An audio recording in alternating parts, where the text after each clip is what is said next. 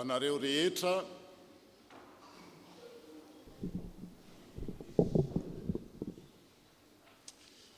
rehetra manatrika etona so an'ireo izay manaraka izao amin'ny alalan'ny tambanjotra serasera enamoanjery ho aminareo rehetra neny fahasoavana mampiadanana avy amin'Andriamanitra raha itsika tonga manatrika manotrina manome voninahitra an'Andriamanitra indray amin'izao alahady 5 volana novambra 2024 izao izay iarahantsika amin'ny lohahevitra hoe fiangonana mandray ny teny izay toriana ho toy ny tenin'Andriamanitra.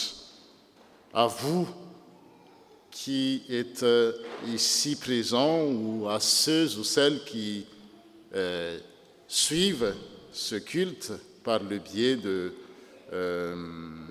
les médias sociaux, la grâce et la paix vous sont données de la part de notre Seigneur Jésus-Christ.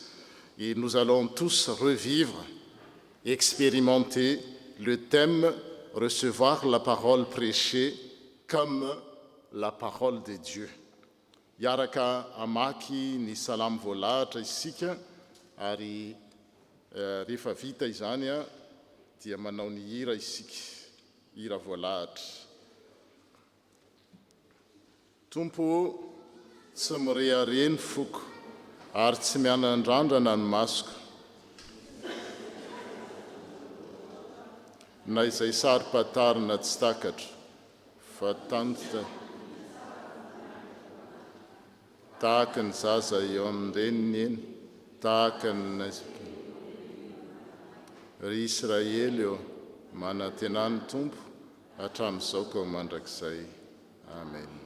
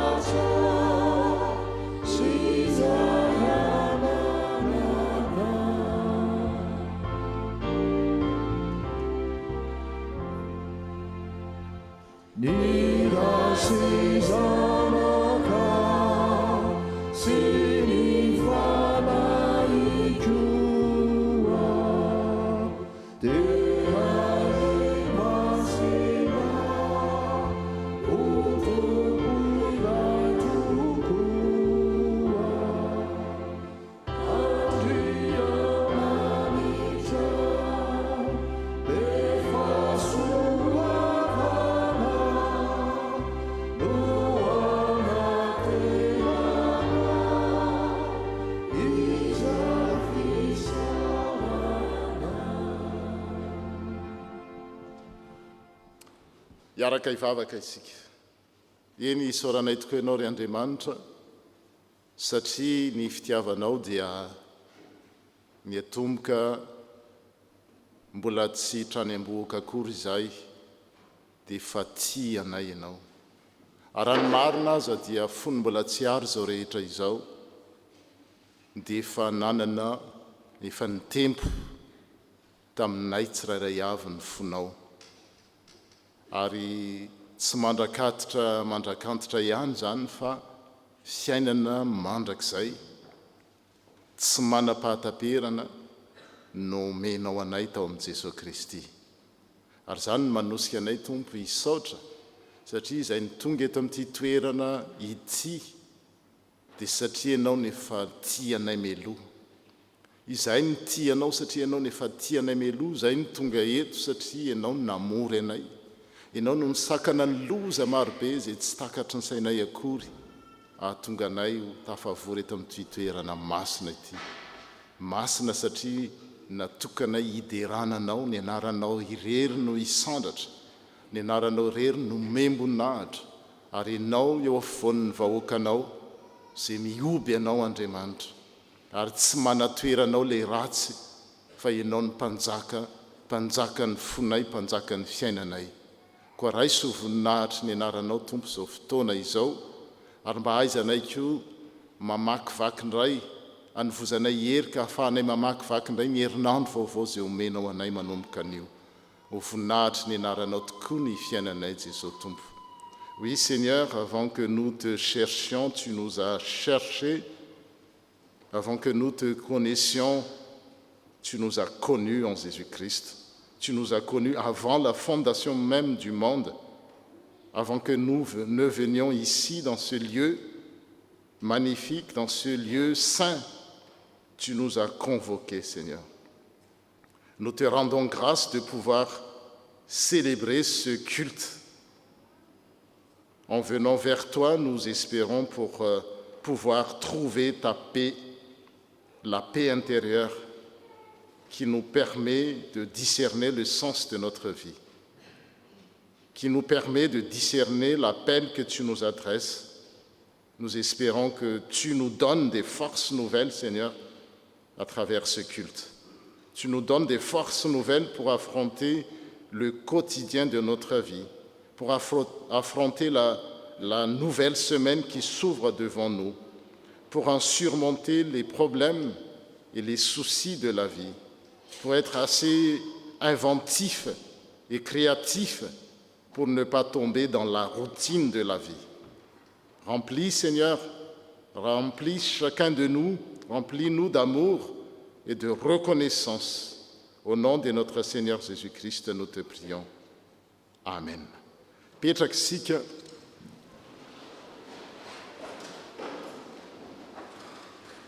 Asinareo rehefa mba mijery amin'ny YouTube fa reo avantsika manaraka amin'ny YouTube dia mahita hoe tsy misy olona ato am-piangonana satria io bangy io no hita. Dia misy koa nefa manararoatra an'izany tsisy olona tsony angeo ex Marseille eo lasa daholy. Dia aza vela zany teny diso zany anjaka mba miangavy reto mba mipetrafy ianao ety amin'ny lona. Lo olona andekona zay tsy mandray anjara dia mba angatahana mba ho avy ety amin'ny lona.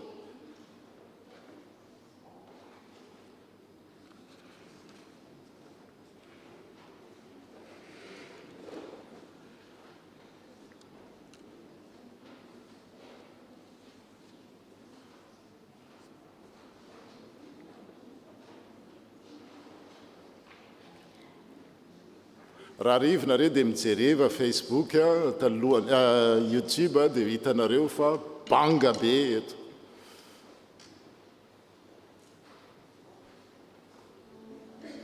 Misy dekona anankiray tsy manao service mba mankaty amin'ny azafady.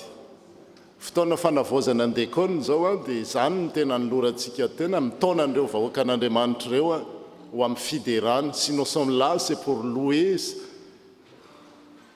et magnifier le Seigneur. On n'est pas là pour nous-mêmes, pour nous sentir bien, à l'aise dans notre coin, mais nous sommes là pour servir le Seigneur.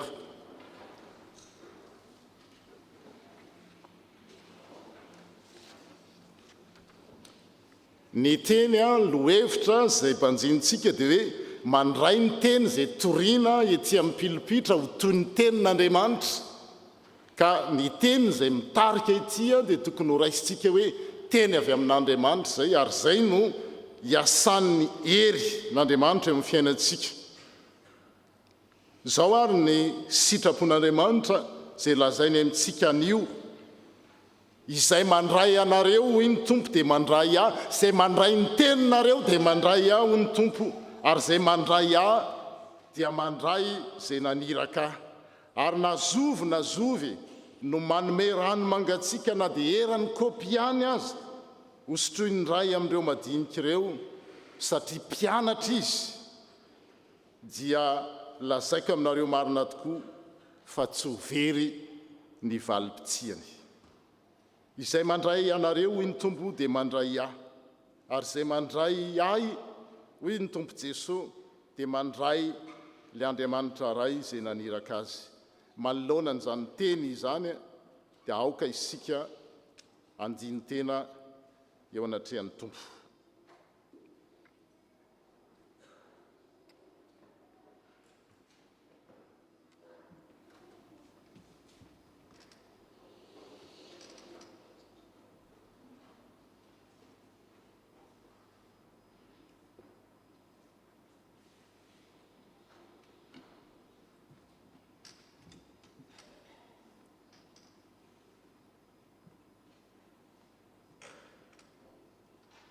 Tompo, tsy misy miafina aminao ny eo anatinay ao. Impiry tokoa moa ianao tsy naniraka mpanompo hanambara ny sitraponao aminay. Manontany teny izay hoe raisinay toy ny teny avy aminao tokoa ve izy ireny.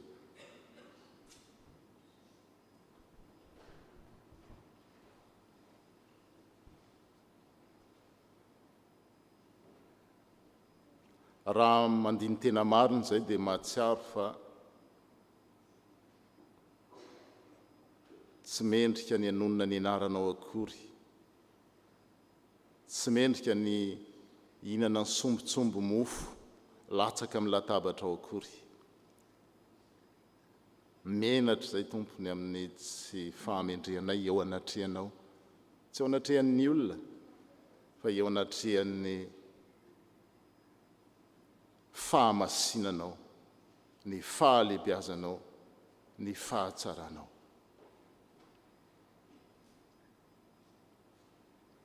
Mifona mivalo aminao izay mamindrafo aminay Tompo, satria anao nyteny miomana iona amin'ny Tompo Andriamanitra ao ry Israely. Rehefa miaona aminao tokoa izay dia tsy manana tahotra, tsy manana fanajana,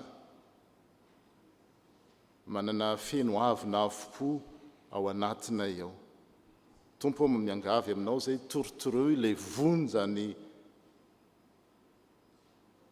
faharatsiana rehetra ao anatinay izany, satria tsy sitraka tokoa ny fivoriana masina aroaroim-paharatsiana.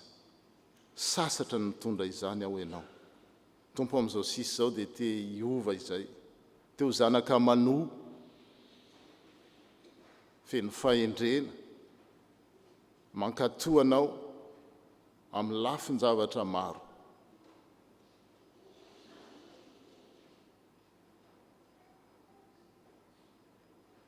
Seigneur, nous sommes vraiment tristes de t'avoir attristé par rapport à nos désobéissances que tu vois chaque jour dans nos comportements, dans nos manières d'être, dans nos relations avec les uns et les autres. Tu vois mieux que quiconque qui sonde les cœurs, et nous sommes nus devant toi. La seule chose que nous pouvons faire, Seigneur, c'est de te demander pardon. Pardonne-nous, Seigneur. Parce qu'un jour, on ne sait pas quand, nous allons être en face à face avec toi. Et tu nous demandes d'être prêts à ce face à face. Et heureusement que nous avons Jésus-Christ qui nous prie à nous pardonner sans compter. Reçois nos supplications, Seigneur. Pardonne-nous. Efface nos transgressions. Purifie nos cœurs, nos pensées, notre volonté de te servir. Au nom de notre Seigneur Jésus-Christ. Amen.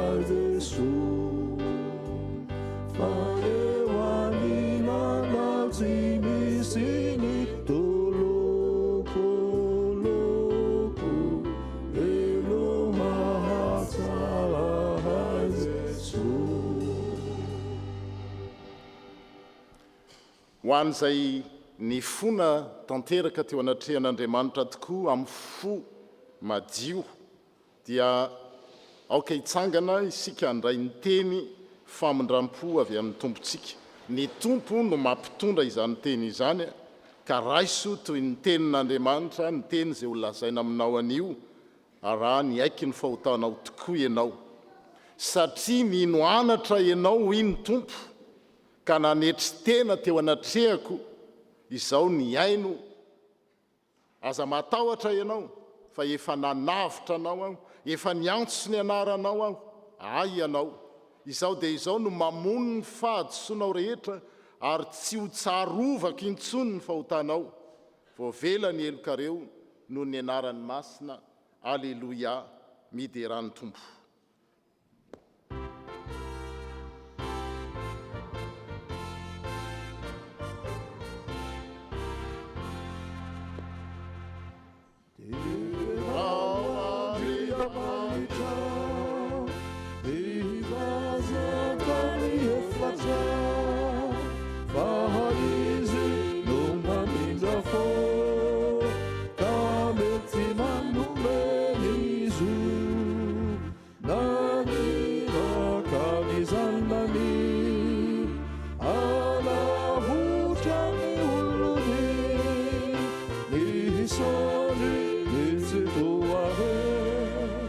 Far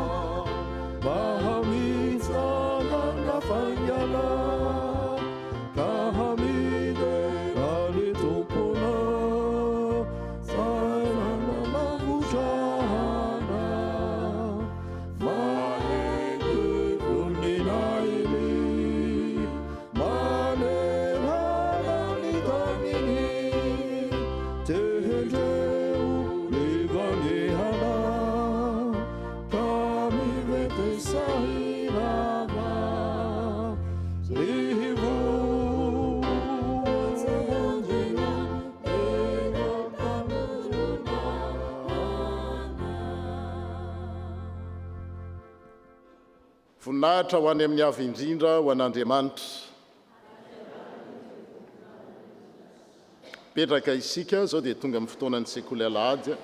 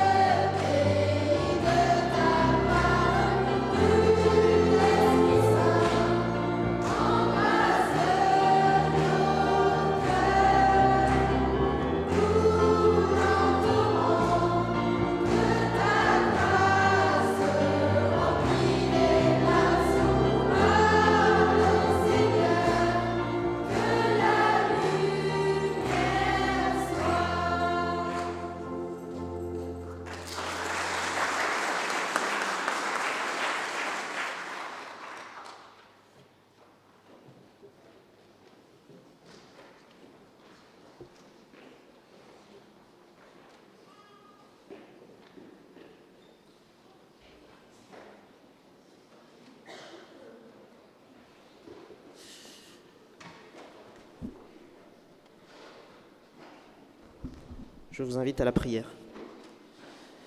Oui, Dieu notre Père, nous te demandons de nous éclairer, éclairer nos esprits, éclairer nos cœurs, que ta lumière puisse briller en nous. Nous invoquons ton Saint-Esprit, Seigneur, afin de pouvoir nous éclairer sur la compréhension de ta parole. Et c'est au nom de Jésus, notre Sauveur, que nous te prions. Amen. Alors bonjour, si vous vous souvenez, il y a 2 semaines, on avait vu un message concernant les valeurs, les traits de la vie spirituelle des fidèles de l'église de Thessalonique. Donc il y a 3 points qu'on avait évoqués. On avait parlé d'une foi efficace, on avait dit qu'ils avaient une foi efficace, c'est-à-dire prouvée par les actes, un amour actif, donc un amour qui se donne de la peine, qui est authentique, qui est vrai pour le Seigneur, qui manifeste son intérêt non pas pour soi, mais pour ses frères et sœurs en Christ aussi, et une espérance ferme en Jésus-Christ.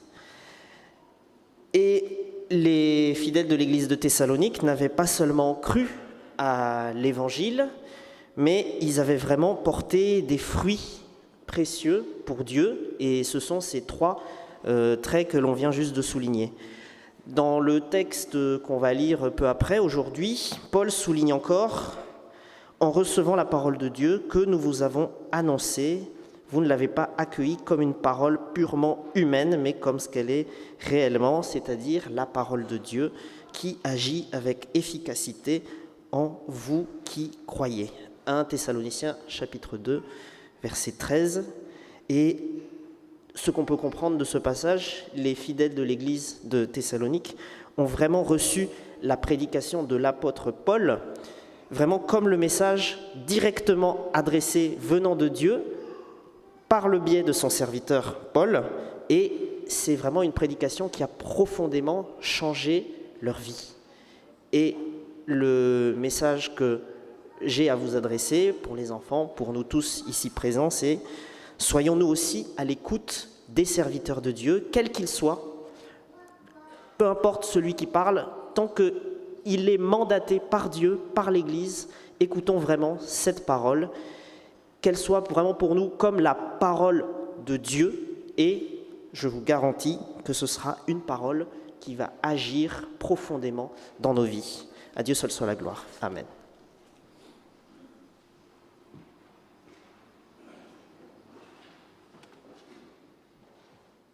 Tonga amin'ny fotoana izay hamakina ny soratra masina isika dia ny hira asina 7:5 no ataontsika ny teninao Andriamanitra dia feno fitiavan-dehibe eo am-pitsanganana no anaovantsika izany.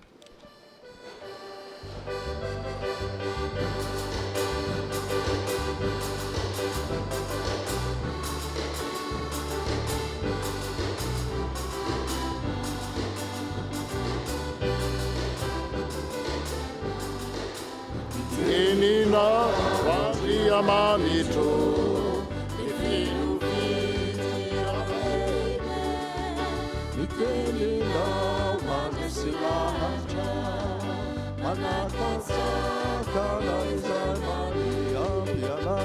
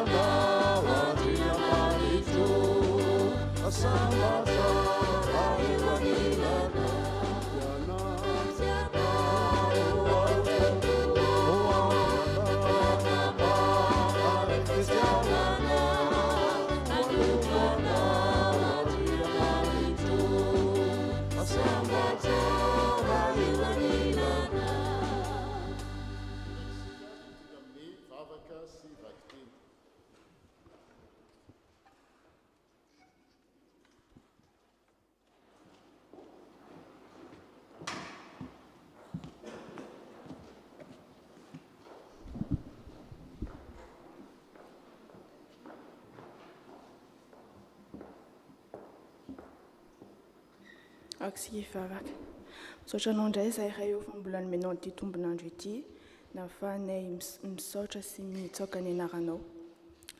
Raha amaky ny teninao izay dia mba mangataka amin'ny fanahy masonao mba hanilo sy hanazava ny sainay mba ho fahasoavana tokoa sy fanampiny eo amin'ny fiainanay izany. Misaotra ray eo. Amen.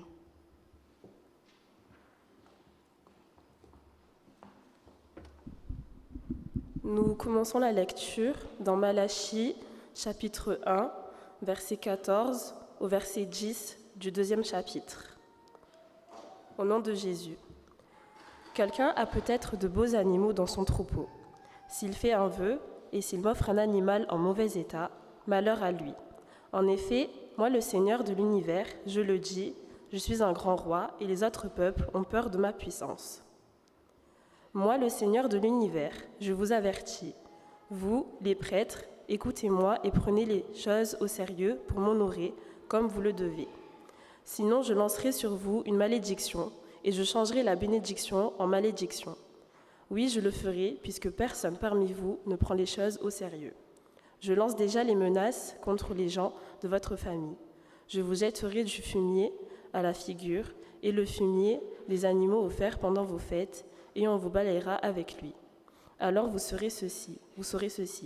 C'est moi, le Seigneur de l'univers, qui vous ai donné cet avertissement.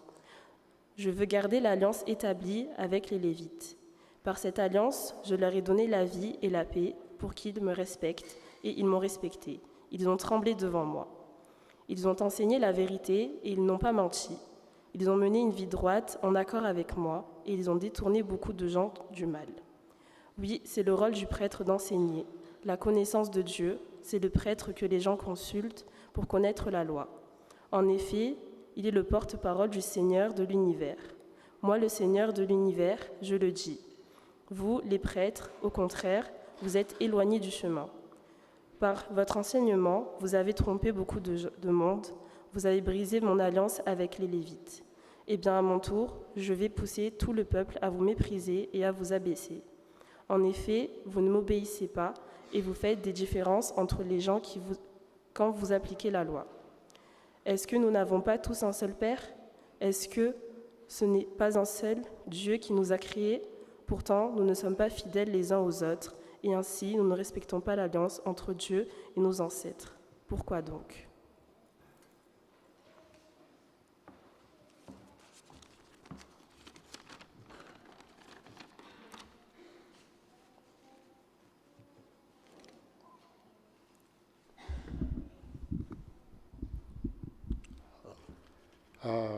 Toizantsika ny famakiana ny tenin'Andriamanitra, izany dia hitantsika eo amin'ny Tesalonianina voalohany, toko 2, ka vakiana manomboka amin'ny andininy 7 ka hatramin'ny 17.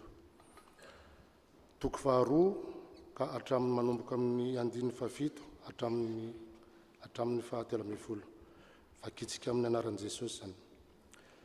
Fa nalemy fanahy teo aminareo tahaka ny reniny nitaizany zanany naterany, dia toy izany no nampahazoto anay noho ny fitiavanay anareo indrindra, ka hanome ho anareo tsy filazantsara'Andriamanitra ihany fa ny aina koa aza, satria efa malalanay ianareo. Tsaroanareo ry rahalahy ny fikelezanay aina sy fahasasaranay, fa niasa andro amanalina izahay mba tsy hahavaky tratra na dia olona iray akory aza taminareo raha nitory ny filazantsara'Andriamanitra taminareo. Samy vavolombelona ianareo sy Andriamanitra, fa masina sy marina ary tsy manatsiny tokoa ny fitondrantenanay teo masonareo izay mino.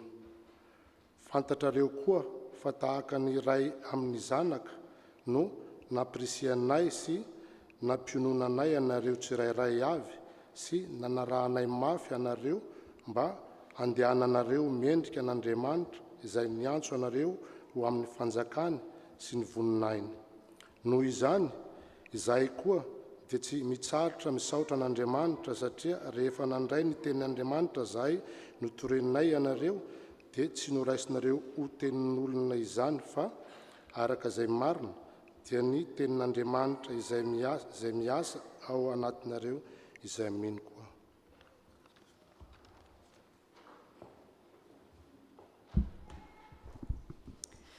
Nous terminons la lecture avec l'Évangile selon Matthieu, chapitre 23, versets 1 à 12.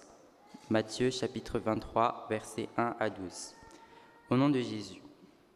Alors Jésus, parlant à la foule, et dit à ses disciples, « Les scribes et les pharisiens sont assis dans la chaire de Moïse. Faites donc et observez tout ce qu'ils vous disent, mais n'agissez pas selon leurs œuvres, car ils disent et ne font pas. Ils lient des fardeaux pesants et les mettent sur les épaules des hommes, mais ils ne veulent pas les remuer du doigt. Ils font toutes leurs actions pour être vus des hommes. Ainsi, ils portent de larges phylactères et ils ont de longues franges à leurs vêtements. Ils aiment la première place dans les festins et les premiers sièges dans les synagogues. Ils aiment à être salués dans les places publiques et à être appelés par les hommes « Rabbi, Rabbi ». Mais vous, ne vous faites pas appeler Rabbi, car un seul est votre maître, et vous êtes tous frères, et n'appelez personne sur la terre votre Père, car un seul est votre Père, celui qui est dans les cieux. Ne vous faites pas appeler directeur, car un seul est votre directeur, le Christ. Le plus grand parmi vous sera votre serviteur. Quiconque s'élèvera sera abaissé, et quiconque s'abaissera sera élevé. Amen.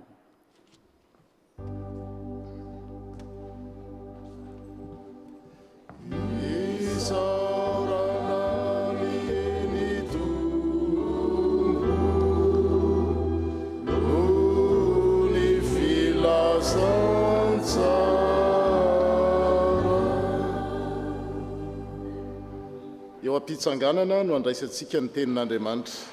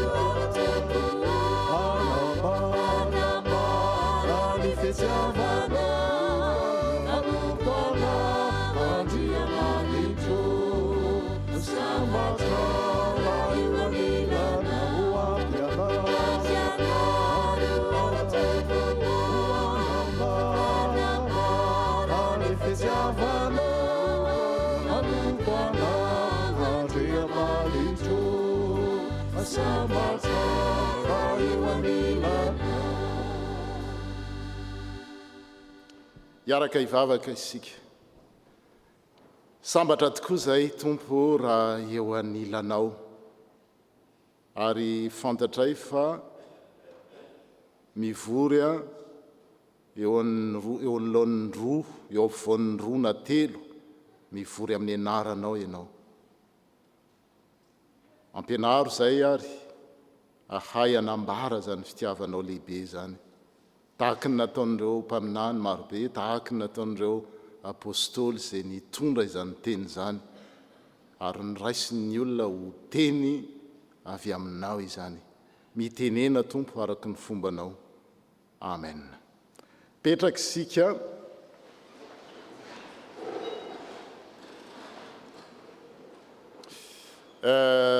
Ray volana sy tapany dia ho avy ny Noël. Noël, c'est dans un mois et demi, n'est-ce pas?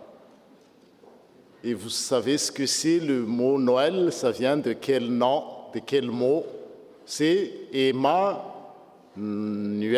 Emmanuel. Fantatrareo ina ny dikany hoe Emmanuel na Emmanuel? Amintsika Andriamanitra, eo amintsika Andriamanitra, Dieu est avec nous. Voilà le sens du mot Emmanuel. Ary izany koa no teny fampanantenana nataon'Andriamanitra, nataon'i Jesosy raha hiala tetỳ an-tany izy taorian'ny fitsanganany tena tamin'ny maty, dia ahoana ny teniny hoe indro aho momba anareo mandrakariva ambara-pahatonga ny fataperan'izao tontolo izao. Je suis avec vous tous les jours jusqu'à la fin du monde. Matthieu 28, verset 20. Ahoana no fisehony izay hoe eo amintsika izay Andriamanitra? Ahoana no fisehony hoe eo amin'ny mpino Andriamanitra? Ahoana no fisehony hoe eo amin'ny fiangonan'Andriamanitra? En fait, il y a 4 formes de la présence de Dieu au milieu de son peuple, au milieu de l'Église, au milieu des croyants. Première forme de la présence de Dieu, ny fomba anatrihan'Andriamanitra ny mpino dia haitsika, tononitsika isaky ny mivavaka isika.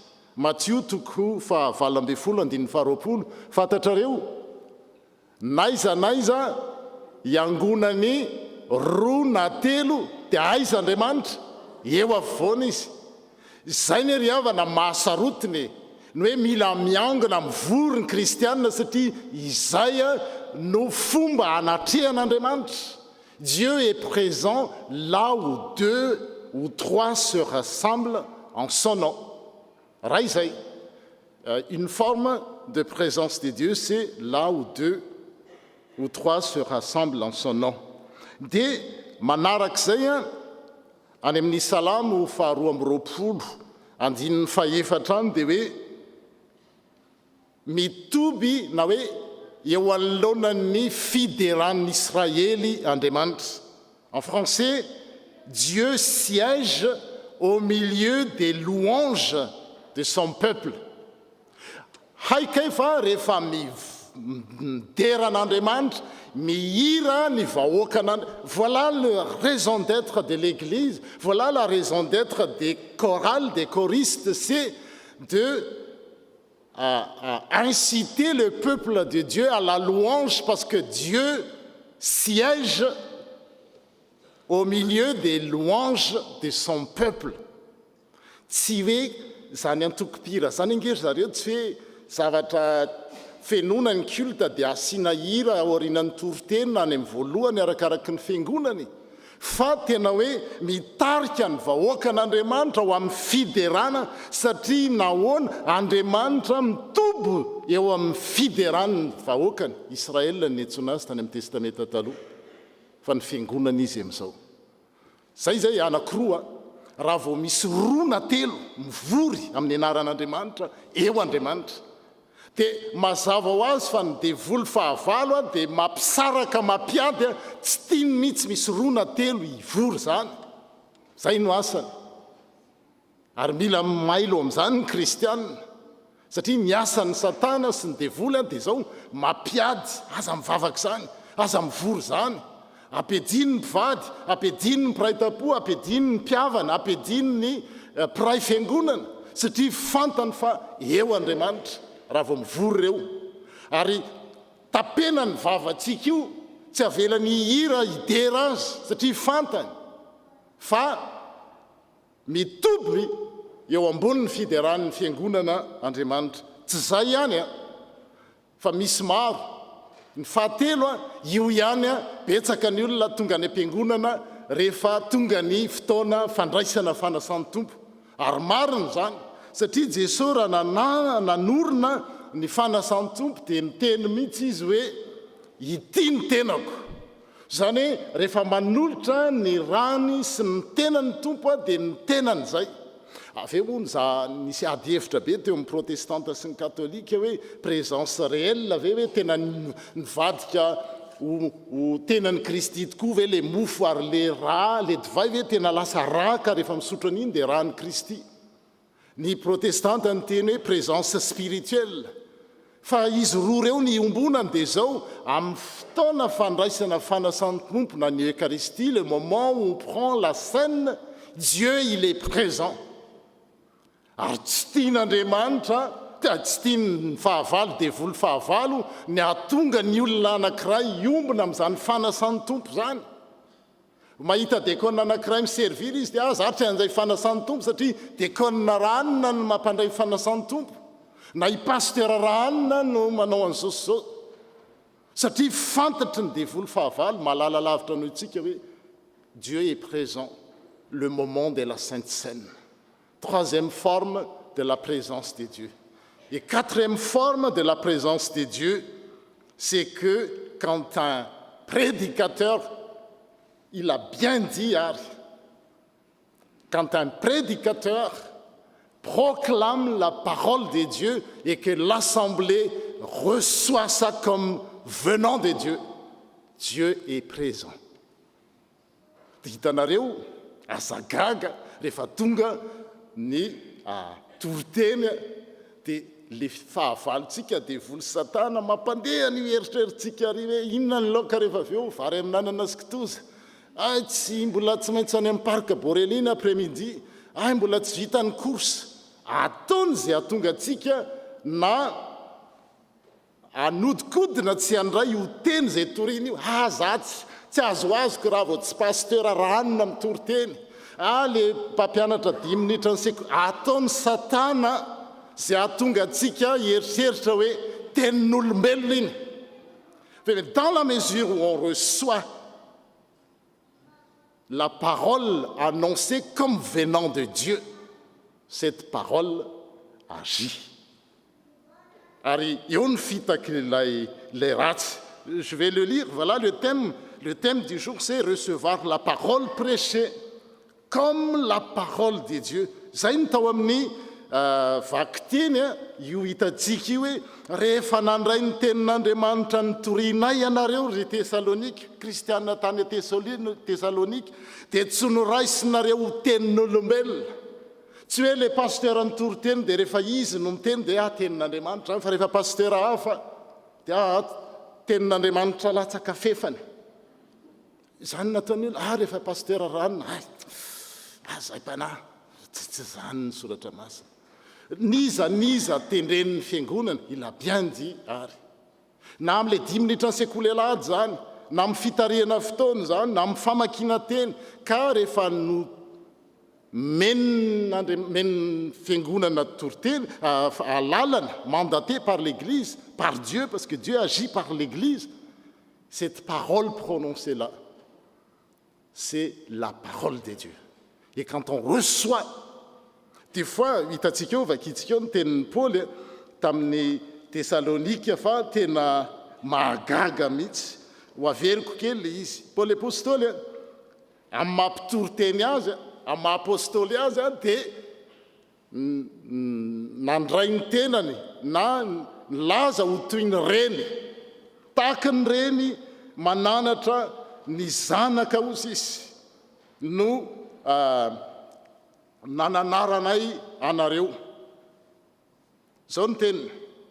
Fantatrareo fa toy ny fitondra ny ray ny zanany naterany no nitondranay anareo tsirairay avy. Ny mpitory teny, ny mpilaza hafatra avy amin'Andriamanitra dia mandray ny olona torino tahaka ny zanany. Tamin'izaho vao nanomboka voalohany teto amin'ity fiangonana ity, na tsy haiko fiangonana hafa, dia zay ny zavatra nampianarin'Andriamanitra ary zay no nahatonga anay mbola pasteur hatramin'izao.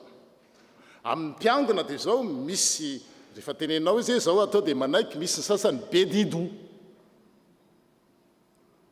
Je voulais que je redise en français. Quand on annonce la parole de Dieu, il y en a qui reçoivent, ah oui, ok. Il y en a qui vont dire, non, je ne suis pas d'accord. Et c'est à ce moment-là que Dieu m'a dit, tu veux être pasteur JTR, c'est Janotine Randrenandoz. Il faut que tu les prends. Il faut que tu les prennes, tous les paroissiens, comme c'est tes propres enfants. Tsy naharitra teto ary mbola tsy haharitra eto raha ohatra ke rehefa metimety ny ataony ranona dia bravo, rehefa tsy metimety fa raisina toy ny fandraisana ny zanaka. Ary tsy za ihany zany, fa reo olona rehetra zay manolo-tena ho mpitory ny filazantsara. Ary eo anatin'izany ny diakona zay mpiara-miasa amin'ny pasteur, ao anatin'izany ny mpiandry, ao anatin'izany ny olona dia tokony handray ny vahoaka an'Andriamanitra toy ny zanany naterany. Fa raha ohatra ka ao amin'ny mpitondra fiangonana, ao amin'ny diakona, ao amin'ny olona, ao amin'ny mpiandry, ka ito ihany metimety amiko satria mpifanolo-bodirindrina amiko na reto namako na reto ray fiavinana reto mitovy amin'izao na reto miteny frantsay na reto miteny malagasy na ohatran'izao. Mila manao mise à jour.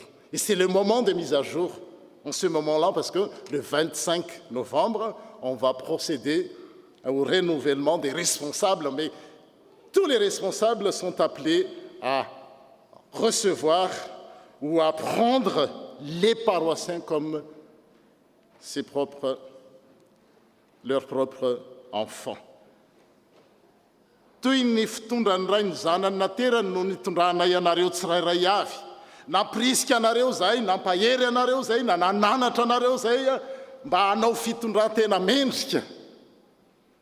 Rehefa hirotsaka dekona zany, le olona mpiandry, voilà la mission. Ahoana ozy izy, je vais le redire en français parce que des fois c'est un peu compliqué. Nous vous avons donné des conseils et des encouragements, nous vous avons demandé avec force de vivre comme Dieu le veut. Lui qui vous appelle à entrer dans son royaume pour participer à sa gloire. Zany ny antsonan'ireo mpitory ny filazantsara. Voalohany indray ny hitoriana filazantsara tahaka ny zanany. Ny zanany rehefa endry dia atao hoe bravo, endry ianao. Rehefa maditra dia ahitsy, tsy ray, tsy reny. Hoe maditra hono dia jerena fotsiny eo satria Dieu est amour. C'est pas de l'amour dont Dieu nous a aimé. Tsy maintsy ahitsy ny zanaka. Ary zay ny teniny eo, nananatra anareo, nampahery anareo, nampirisika anareo. Nisy taona tamin'ny fiangonana anankiray tsy nilazaiko nandoalika tamin'izany fiangonana zany. Dia nisy gaga hoe pasteur ve mandoalika? Oui, je le fais. Inona natao mba hahatonga anareo hanana fitondran-tena mendrika satria tamin'izany toeran'izany miady ao le izy. Mianana indray dia ady hatrany rehefa fiangonana hono. Dia le pasteur JTR, il s'est mis à genoux. Mais arrêtez. Qui n'entend ça? Des pasteurs de non-zan. Mais justement, je suis pasteur, je le fais. Et je le ferai encore. Mais pas que s'agenouiller. Il y a d'autres moyens. Ma priska, ma pianatra, ma nanatra. Mba ananana fitondran-tena mendrika. Tsy hoe ananatra prisihana atao an'izao dia hoe bravo fa ananany fitondran-tena mendrika satria tsy maintsy hiaona amin'Andriamanitra izy. Dia raha hiaona amin'Andriamanitra izy hoe miomana hiaona amin'Andriamanitra ianao ry Israely ka sanatrika hoe tonga eo dia hoe wow, tsy fantatra akory ianao. C'est un fiasco. Mba hanananareo fitondran-tena mendrika an'Andriamanitra dia ilay Andriamanitra izay miantso anareo hiditra amin'ny fanjakany sy amin'ny voninany. Dia izao le teny amin'ny lohahevitra zao. Ka izao no mahatonga anao velom-pisaorany Paul apôstoly. Tena hoe plein de reconnaissance. Nous remercions sans cesse Dieu pour une autre raison encore. Quand vous avez reçu de nous la parole de Dieu, vous ne l'avez pas reçue comme une parole humaine. Tourtely les apôstoles Paul. Apôstôly Paul, fantatrareo ny pasehany olona nanenjika ny fiangonana izy, fa niova. Fa ny Tesalonika rehefa nitory-teny Paul apôstôly dia noraisiny toy ny tenin'Andriamanitra. Dia noraisinareo, tsy noraisinareo, izao ny teniny amin'ny teny malagasy, rehefa nandray ny tenin'Andriamanitra nitoriana ianareo, dia tsy noraisinareo ho tenin'olombelona zany, fa noraisinareo ho tenin'Andriamanitra arak'izay tena izy. Vokany dia miasa ao aminareo. L'efficacité de la parole. Raha mbola isika amin'ny fiangonana misy an'izany mitory le tenin'Andriamanitra, le mpanompon'Andriamanitra, mananatra, manitsy, mampahery, tahaka ny fanaony ray amin'ny zanany, dia misy eo amin'ny fiangonana miteny hoe ho anareo zany, ho ahy zany fa tsy ho anareo, misesantiry izy hoe izy rery ny nanarina tao anatin'ny teny. Ohatra e, tsy zany. Ary rehefa raisina toy ny teny n'Andriamanitra ny teny toriana, na izy eto raha diakona ny voatendry hitarika sy hitoro-teny sy hampianatra atao amin'ny fiangonana tenin'Andriamanitra zay. Satria ny pasteur zay voaositra no manome an'izay fahazoan-dalana zay, zay délégation pastorale zay. dia raiso tenin'andriamanitra raha jeune misy jeune atsika ato amin'ny culte francophone qui prêche. J'ai en mémoire, par exemple, Joanne ou d'autres, je ne sais pas qui sais-je encore, Miss Mapianatra, 10 minutes en s'écouler là, on vient de le voir. Si, dans la mesure où nous recevons ce qu'ils ont à nous dire, c'est la parole de Dieu. Et la parole reçue va être efficace. Io tenin'Andriamanitra io ngeny mampiavaka azy amin'ny tenin'olombelona rehetra atao amin'ny catéchumène zay dia ny teny izao hoe misy ny atao hoe valeur performative de la parole de Dieu. Rehefa miteny Andriamanitra dia tonga dia misy hetsika miaraka aminy. Ary nataony zany tamin'ny famoronana. Quand Dieu dit que la lumière soit, dia ahoana? Tout de suite après, la lumière fut. Tsisy décalage mihitsy araky ny tenin'Andriamanitra sy ny action. Zay ny teny amin'ny teny hébreu hoe davar. La parole de Dieu, elle est à la fois parole qu'on entend et action au même moment. Ary fantatry le ratsy zany. Dia io no zay no nataon'le ratsy tamin'ny Adama sy Eva voalohany. Tena zany tokoa ve ny tenin'Andriamanitra hoe rehefa mihinana anareo nareo dia ho faty. Zany hoe ny asan'le ratsy hatramin'ny voalohany ary hatramin'ny farany. Ahatonga antsika hiataka amin'io teny fiainana io. Nefa io teny io dia zao fa melomelomana ny nofony rehetra. Aina ho an'izay mahazo azy. Dia tsy tiany le ratsy ahazo aina isika. Tsy tiany ho velombelona ny nofontsika rehetra. Dia zao avilony tsy tenin'Andriamanitra zany e. Mitifitra zany e. Manasoaso zany e. Tsia. Manomboka zao raha sanatria ka hoe tsy zany ny fandraisantsika azy, raha izany dia tohizo, manao mise à jour tsika hoe n'importe qui, dans la mesure où c'est quelqu'un qui est mandaté par l'Église, qui annonce la parole ici, sur cette chaire de prédication. Je vous en supplie, recevez comme c'était une parole venant de Dieu.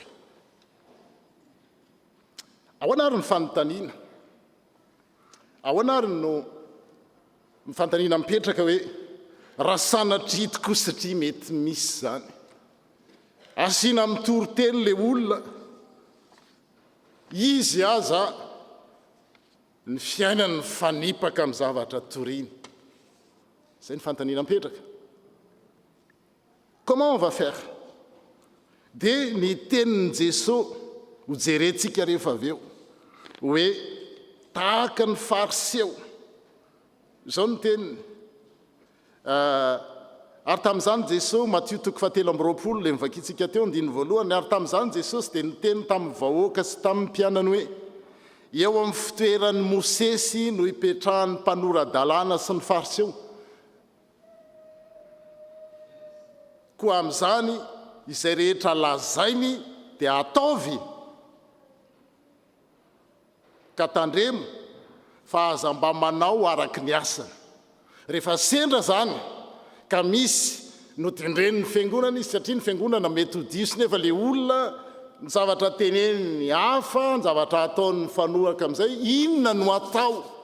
Nefa hoe zay mitoroteny dia ho raisinao tenin'Andriamanitra dia tsotra ny valiny hoe oui, efa nisy zany.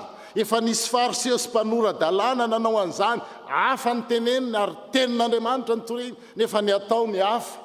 Dia hoy Jesosy izy tsy miteny hoe aza mihaino ny fariseo, sory ny fariseo, fa zao ny teniny hoe eo amin'ny fitoeran'ny Mosesy. Zay natao hoe chair de Moïse, rehefa natao ny découverte archéologique dia hita vato ngezabe zay no apetraka amin'ny fiangonana, ary io milaza ny légitimité zay mitoro rehetrarehetra. Dia ny fariseo rehefa taty aoriana dia io ny hipetrahany mba entina ilazana hoe tena avy amin'Andriamanitra tokoa ny teny zay torin'ireo fariseo reo. Koa amin'izany zay rehetra lazainy dia ataovy ka tendrema fa aza mba manao araky ny asany, satria miteny ihany izy nefa tsy mana-tanteraka. Ils disent et ils ne font pas. Faites donc tout ce qu'ils vous disent et réglez votre conduite sur leur enseignement, mais gardez-vous de prendre modèle sur leurs actes, car ils parlent d'une manière et agissent d'une autre. Tenitsika tsara zany, mety iseho zany, mino aho fa eto amintsika tsisy an'izany. mety any amin'ny toerana hafany hoe tena mpitaribato vilambava le izy dia zao enoy raiso miteny toreny fa aza manao zay ny ataony eny mame entana sady mavesatra no sarotra entiny izy ka mametraka izany eo amin'ny soroky ny olona vaky teny faharoa tamin'ny filazantsara teo fahatelo nefa ny tenany dia tsy mety manetsika izany ay no miteny manaovany zao ny zao nefa izy tsy mietsika akory misy an'izany fariseo dia izany il lit des pesants fardeaux et les place sur les épaules des autres mais ils ne bougeront même pas le petit doigt pour les déplacer. Il pratique l'autorité comme une domination et non comme un service. Rehefa irotsaka diakona zany, olona mpiandry zany, dia on sera au service de Dieu au sein de l'Église. On ne sera jamais au service de nous-mêmes.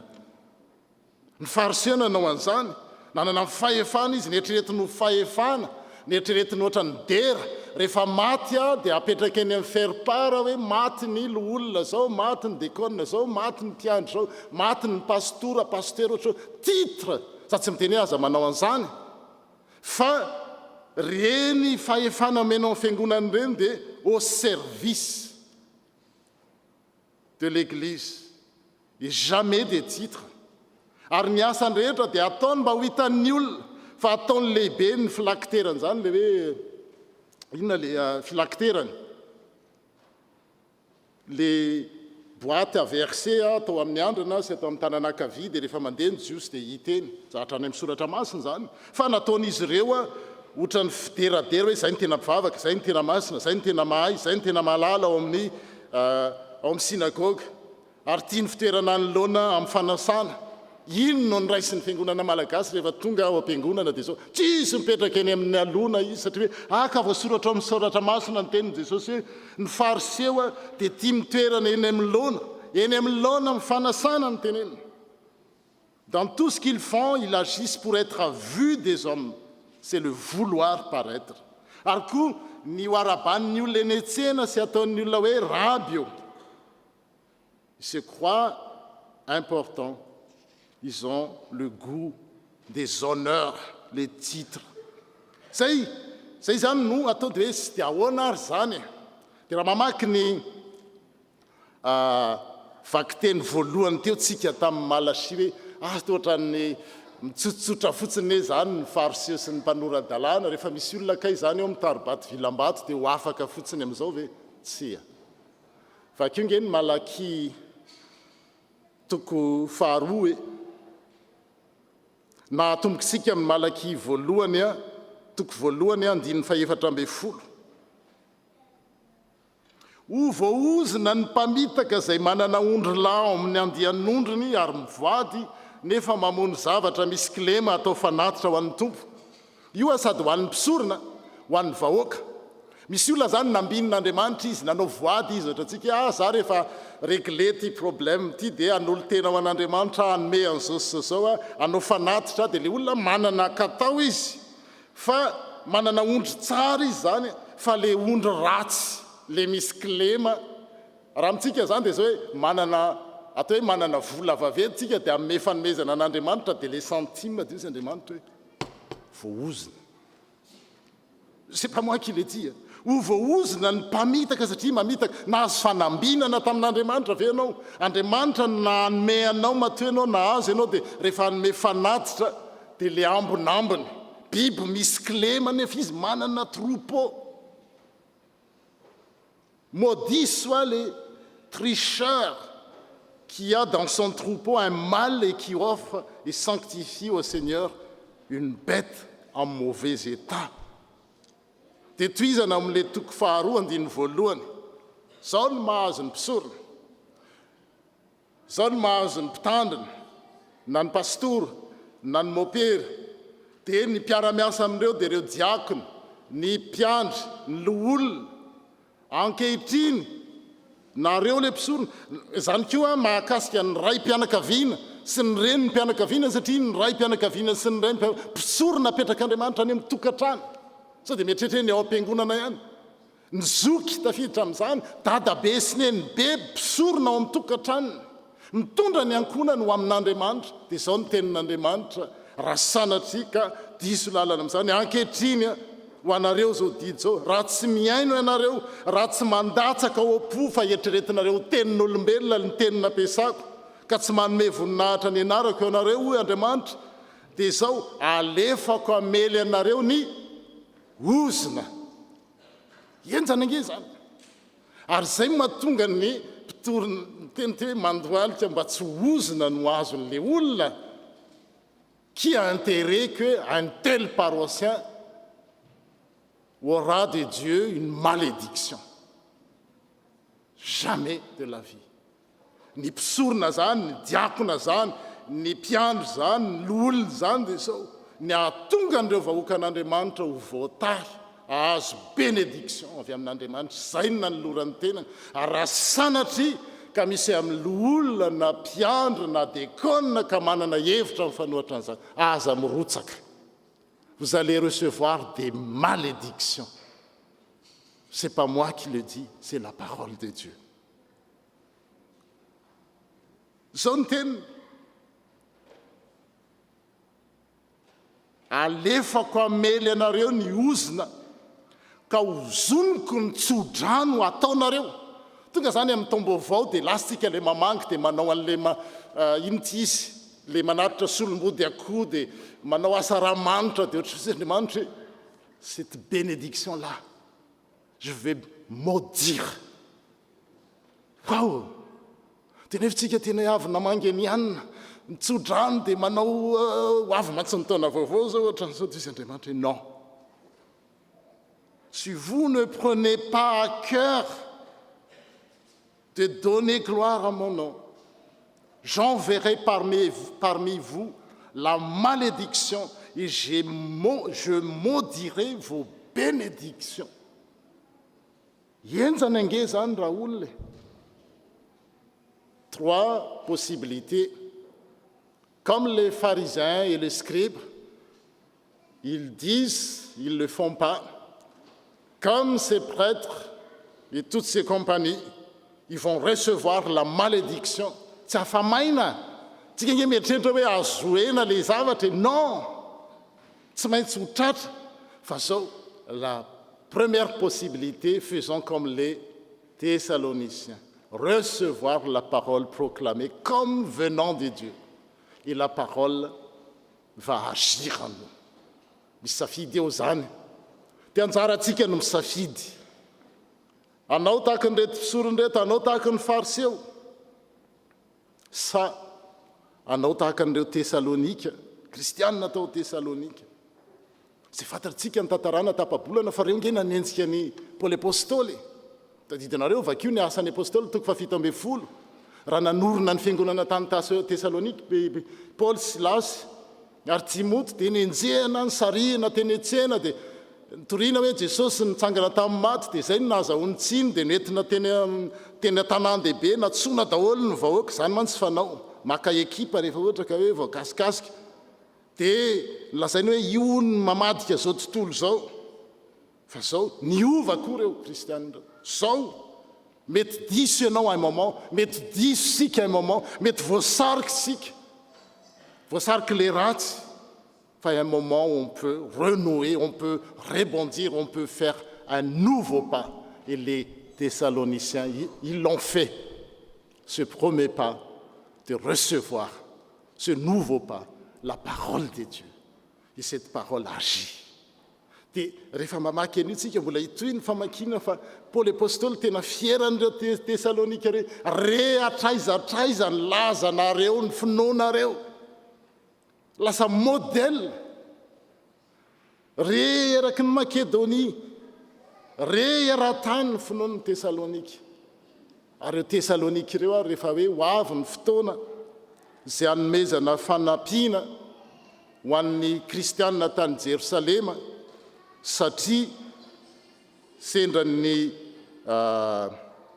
fahoriana dia izy ireo tena nangataka mihitsy hoe aleo zay mba hanao amin'izany fanakiana zany satria nahoana nandray ny tenin'Andriamanitra nandray ny teny izay nitoriana taminy izy ho toy ny tenin'andriamanitra.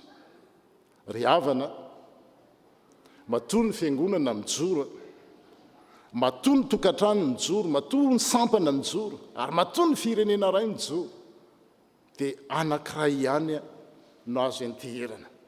Monina amin'izao tontolo miovaova zao tsika, ady etsy, korotany ery, lasa mikisaka le tanàna fahefana nanjaka ny tandrefana nandritry ny fotoana maro. Tsy ho izany tsony rapitso. Misy fiatraikany any amin'ny asatsika zany, misy fiatraikany any amin'ny fidiram-bolatsika zany, misy fiatraikany amin'ny hoavitsika zany rehetrarehetra zany, satria efa mikisaka miatsinanana indray ny fahefana sy ny hery. Miakatra hoe BRICS, Brésil, Russie, Inde, Chine, dia misy firenena maro manao an'izany. Raha jerena ny arikarena dia ireo manana 33% de PIB, ny G7 27%. Misy fiatraikany amin'ny fiainantsika zany. Zany hoe miovaova izao tontolo izao, tsy araky ny fiainantsika rapitsony, fa ny tsy miova, ary zay mahatonga ny fiangonana hoe mametraka an'izany ivony ny fiainana, dia izay hoe ny tenin'Andriamanitra. Zao rehetra zao levona, zao rehetra zao mandalo, isika mandalo, tsisy malala ny rapitso, fa anankiray no mitoetra, dia ny tenin'Andriamanitra. Tenin'Andriamanitra zay toriana amintsika io. Raiso tenin'Andriamanitra. Raiso toy ny hoe Andriamanitra mihitsy no miteny aminao amin'izao ora sy fotoana izao. Dia hiasa ao amin'ny fiainanao. Zay ny le vaky teny teo, hiasa ao amin'ny fiainantsika ireny tenin'Andriamanitra zay toriana amintsika tsirairay isaka alahady, isaky ny zoma, isaky ny fivoriam-bavaka ireny. Rehefa mandray ny tenin'Andriamanitra ny torianay ianareo, dia tsy noraisinareo tenin'olombelona izany, fa noraisinareo tenin'Andriamanitra araky ny tena izy, dia miasa ao aminareo zay mino. Cette parole agit avec efficacité en chacun de nous. Telle est ma promesse, tel est mon souhait pour vous aujourd'hui. Que la parole qui est proclamée chaque dimanche agit avec efficacité en chacun de nous, en chacun de vous. Amen.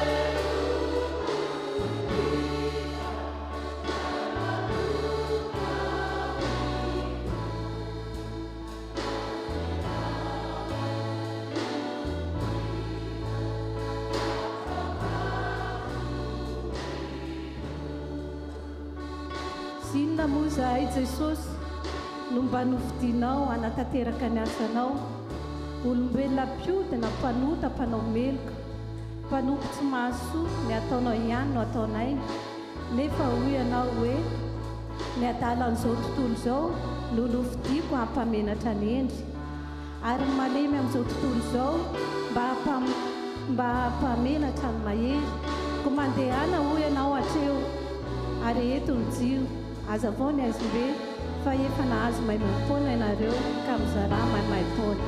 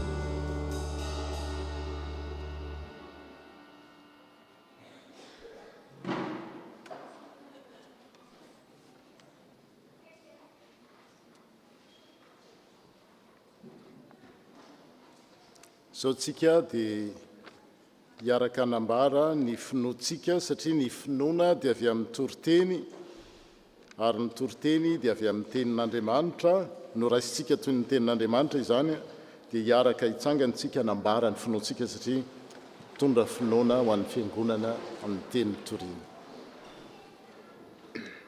Mino an'Andriamanitra tsy toa izay mpanao ny lanitra sy ny tany. Andriamanitra dia fanahy, Andriamanitra dia fitiavana, Andriamanitra dia manjaka hatramin'ny taloha indrindra ka ho mandrakizay. Andriamanitra dia mampiseho ny fitiavana antsika, fa fony mbola mpanota isika dia maty hamonjy antsika Kristy. Mino an' Jesosy Kristy zanan'ilay tokana tompontsika aho, tonga izy hitady sy hamonjy ny very. Izy no lalana sy fahamarinana ary fiainana. Izy dia tsy miova omaly sy anio ary mandrakizay. mino ny fanahy masinao izy ny manambara amin'ny fanahy tsika fa zanak'Andriamanitra isika fanahy iray ihany nanaovam-batisantsika rehetra ho tena iray ny fandresena zay ety mandresy izao tontolo izao dia ny finoantsika tompo ampitomboy ny finoanay amen miroso avy hatrany amin'ny fanasan'ny tompo isika dia angatahany ety amin'ny laona ho avy ny diakona ny hira 180 natao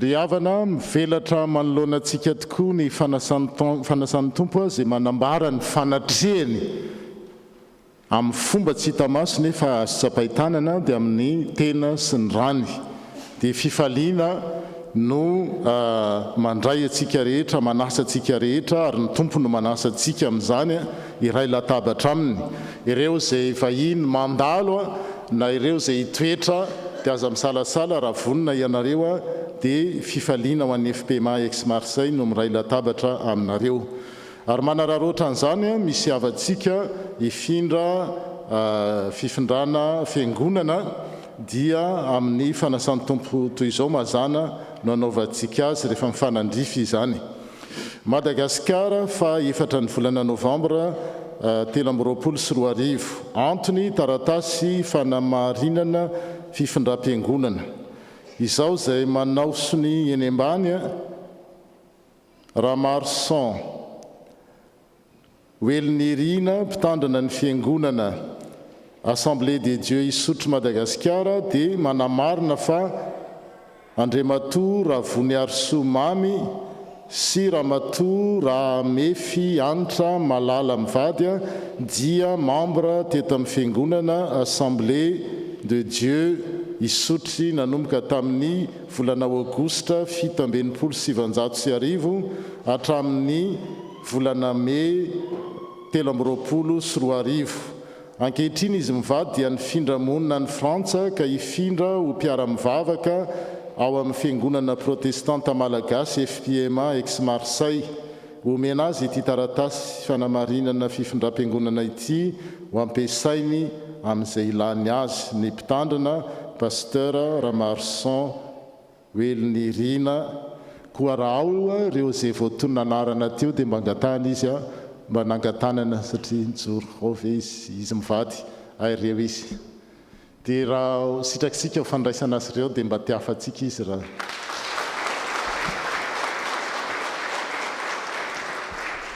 fifalian'ny fiangonana FPMA ex-Marseille no mandray anareo mivady ho anisan'ny mpikambana ary ho anisan'ny mpandray fanasan'ny tompo tsy sanatria zahay ka toy ny ranony kopa ka ho tonga namana indray vao mavomavo fa raisinay ho fahasoavana lehibe ny nanorahan'ny tompo anareo mivady eto amin'ity fiangonany ity koa aoka isika izara fiadanana ho aminareo aneny fiadanan'ny tompo aminao fiadanan'ny tompo aminao fiadanan'ny tompo aminao fiadanan'ny tompo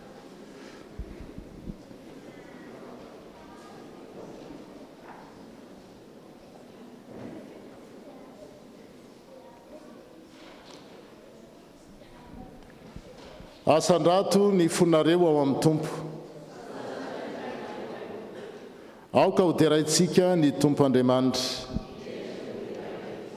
eny tokoa tompo masina Andriamanitra mandrakizay mahefa ny zavatra rehetra fifalianay ny mitsaokanao ianao izay namorona ny zavatra rehetra ho amin'ny fahalavorariana sy ho amin'ny fiainana tonga lafatra avy amin'ny teninao sy ny herin'ny fanahy masina amin'ny fotoana rehetra sy amin'ny toerana rehetra miaraka amin'ny zavaboary rehetra na izay any an-danitra na izay ety ambonin'ny tany no iderahanay ianao manao hoe deraina ianao ry iray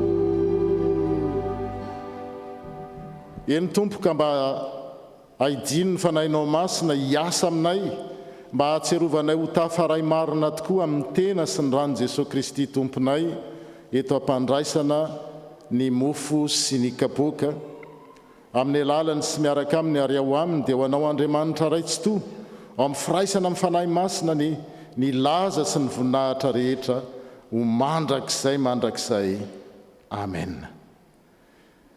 Izara ny tena sy ny rano Kristy ireo diakona ireo mpandray fanasan'ny tompo rehetra zay vonina ny tompo no manasa antsika tsy mendrika isika nefa fanomezam-pahasoavana izy ireo dia raiso ampifaliana sy fitiavana fa ny tompo no manasa amin'izany ny hira voalahatra no ataontsika mandritra izany rehefa mahazo dia mipetraka dia amin'ny fotoana voatondra ny arahantsika mihinana sy misotro.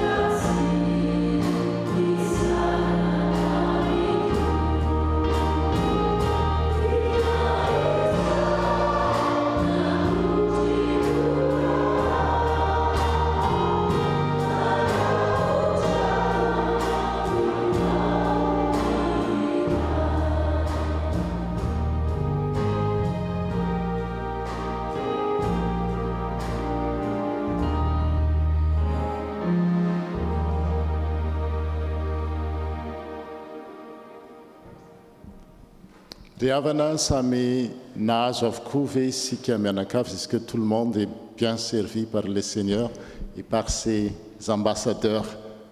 Si tel est le cas, je vous invite à vous lever.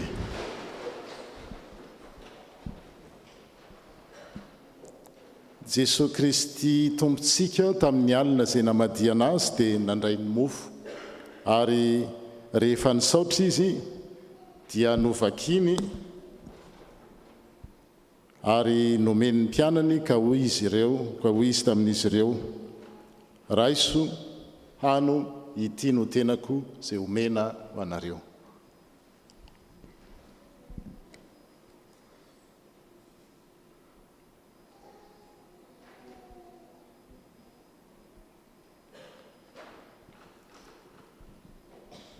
Amen.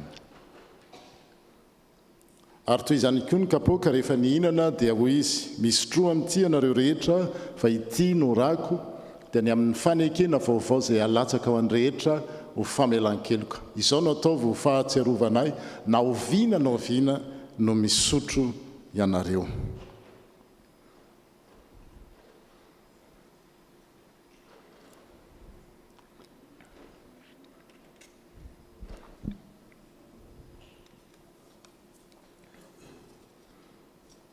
Amen.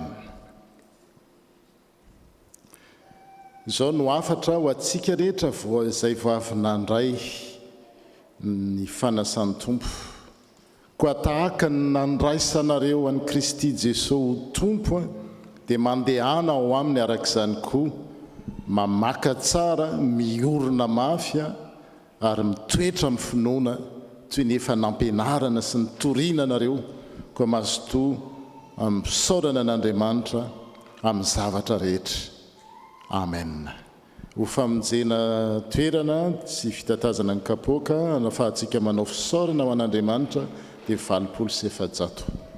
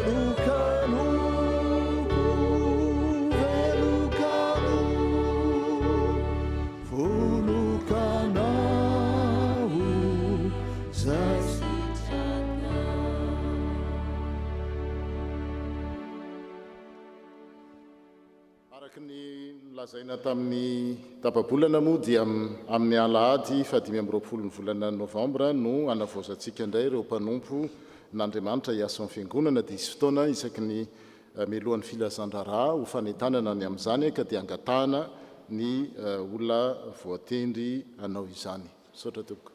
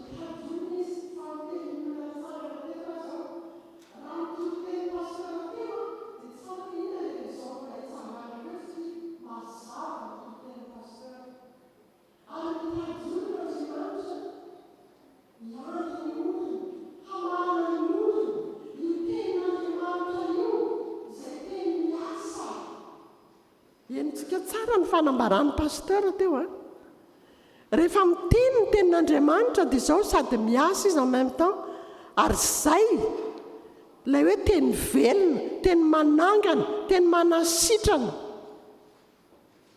dia maniraka olona andriamanitra izao mitady olona izy izaho sy anao no antsoiny tena hoe fa inona akory nefa izay izay maninona moa izany mba nividiana tao atakan'izany endry havana na inona paseanao a na inona no mombanao dia tsarovy fa ny fitiavan'andriamanitra tsy miova mbola tsy ary akory ianao dia efa tiany zany ataoko hoe tsy hitako zijoroako eto fa malaza mazava be ny toroteny tsy mbola ary akory tsika dia efa tian'andriamanitra ary io fitiavan'andriamanitra io no manery atsika zay le don de soi ataotsika fa raha tsy ny fitiavan'andriamanitra dia aleo hijanona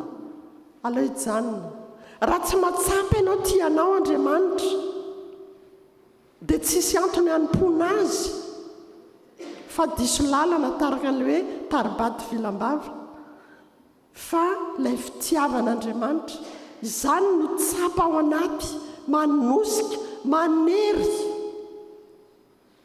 ary mitady olon'andriamanitra zao a dia aza kivina ketraka aza mba mieritreritra hoe dia zavy takan'izao ve ianao indrindra izaho izay farahidiny indrindra tsy tonga volana hoy Paoly ny filazany azy zany no isehoan'i Jesosy zany no atsangan' Jesosy ry havana zany no antsony hanompo azy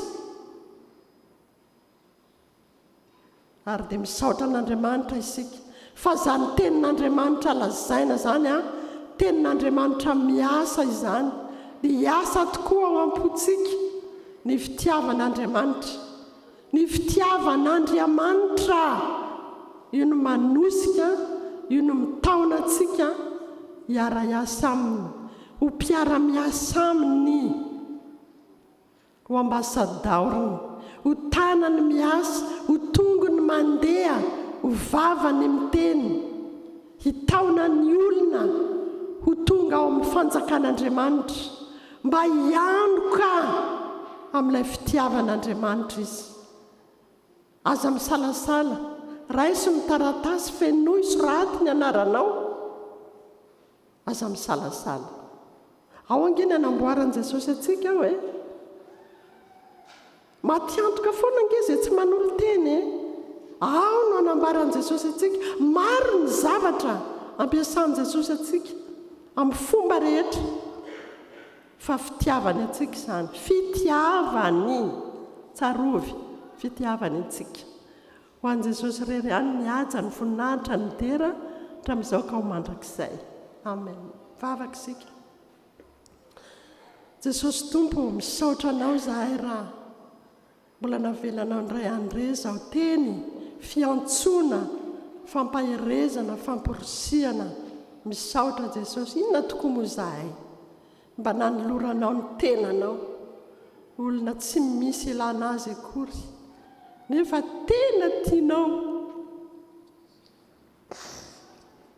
tianao zahay Jesosy natsanganao olona vaovao aminao saotra mpamonjeo tsarovy ty fiangonanao ity jereo reto vahoakanao reto ampaherezo zavela hisalasalany aminao Jesosy fa Andriamanitra miasa ianao Andriamanitra manangana ianao anao ny tera anao ny haja anao ny voninahitra mandrakizay amen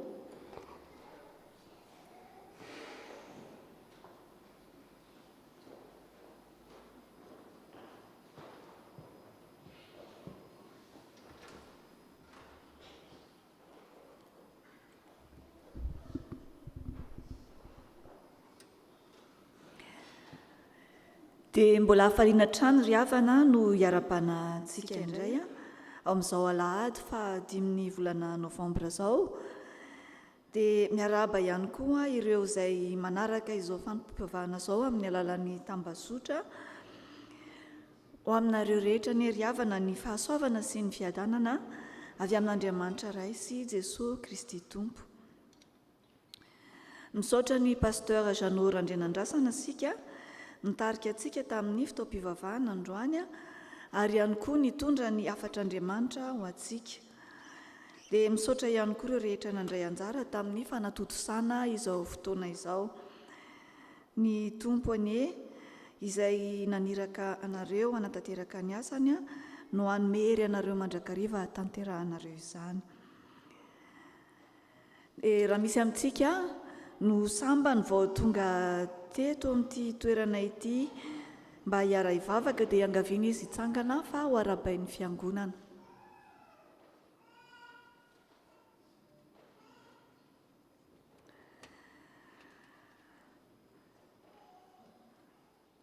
Tsy manana vahiny isika androany dia mitoy ihany ny fandaharam-potoanantsika. Ny fandaharam-potoanantsika mandritra ny herinandro dia efa hitantsika misoratra eo amin'ny fafana mahazatra antsika manentana antsika hatrany mba hanarakarak'izay azo atao ireny rehetra ireny.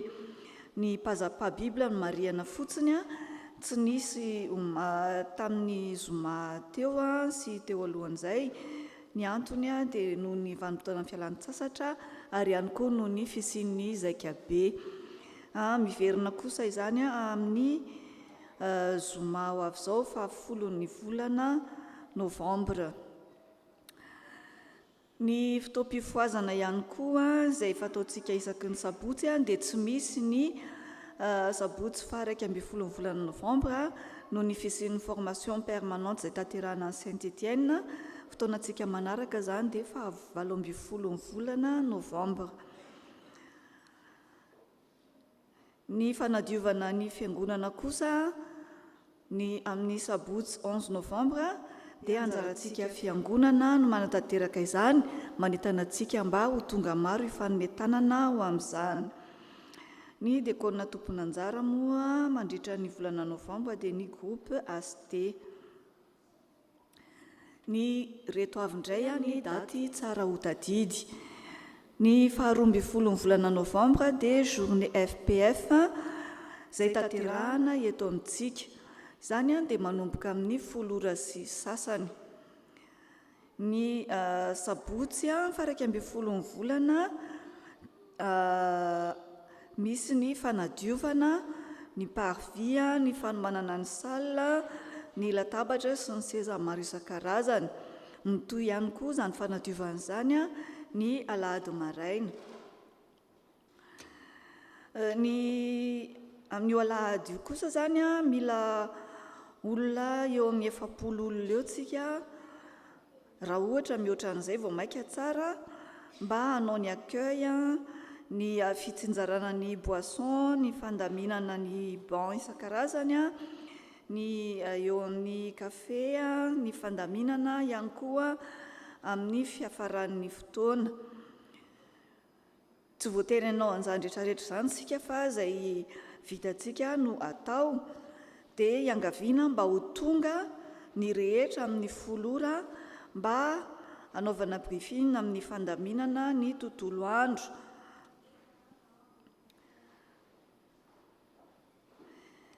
Dia ny sakafo repas tiré du sac izany pique-nique ny atao samy mitondra sakafo zaza ho azy ny tsirairay mitondra ihany koa ny fitaovam-pihinanana. Ny après-midi kosa dia isy ny jeu sy ny forum isan-karazany ary mifarana izany amin'ny 3 ora sy sasany. Juste pour les enfants et les ados, le matin et l'après-midi, il y aura des animations mises en place avec la venue de la Bethel Mobile, qui est une association ludique chrétienne. Donc, vous venez nombreux et on vous tiendra au courant donc pendant le culte, les organisations. Ny faha-20 sy faha-9 volana novambra kosa dia week-end de célébration famaranana ny 70 taona ny STK isy tompon'andraikitra andray fitenenana anazava amintsika misimisy kokoa ny momba izany aorian'izao filazandra raha izao.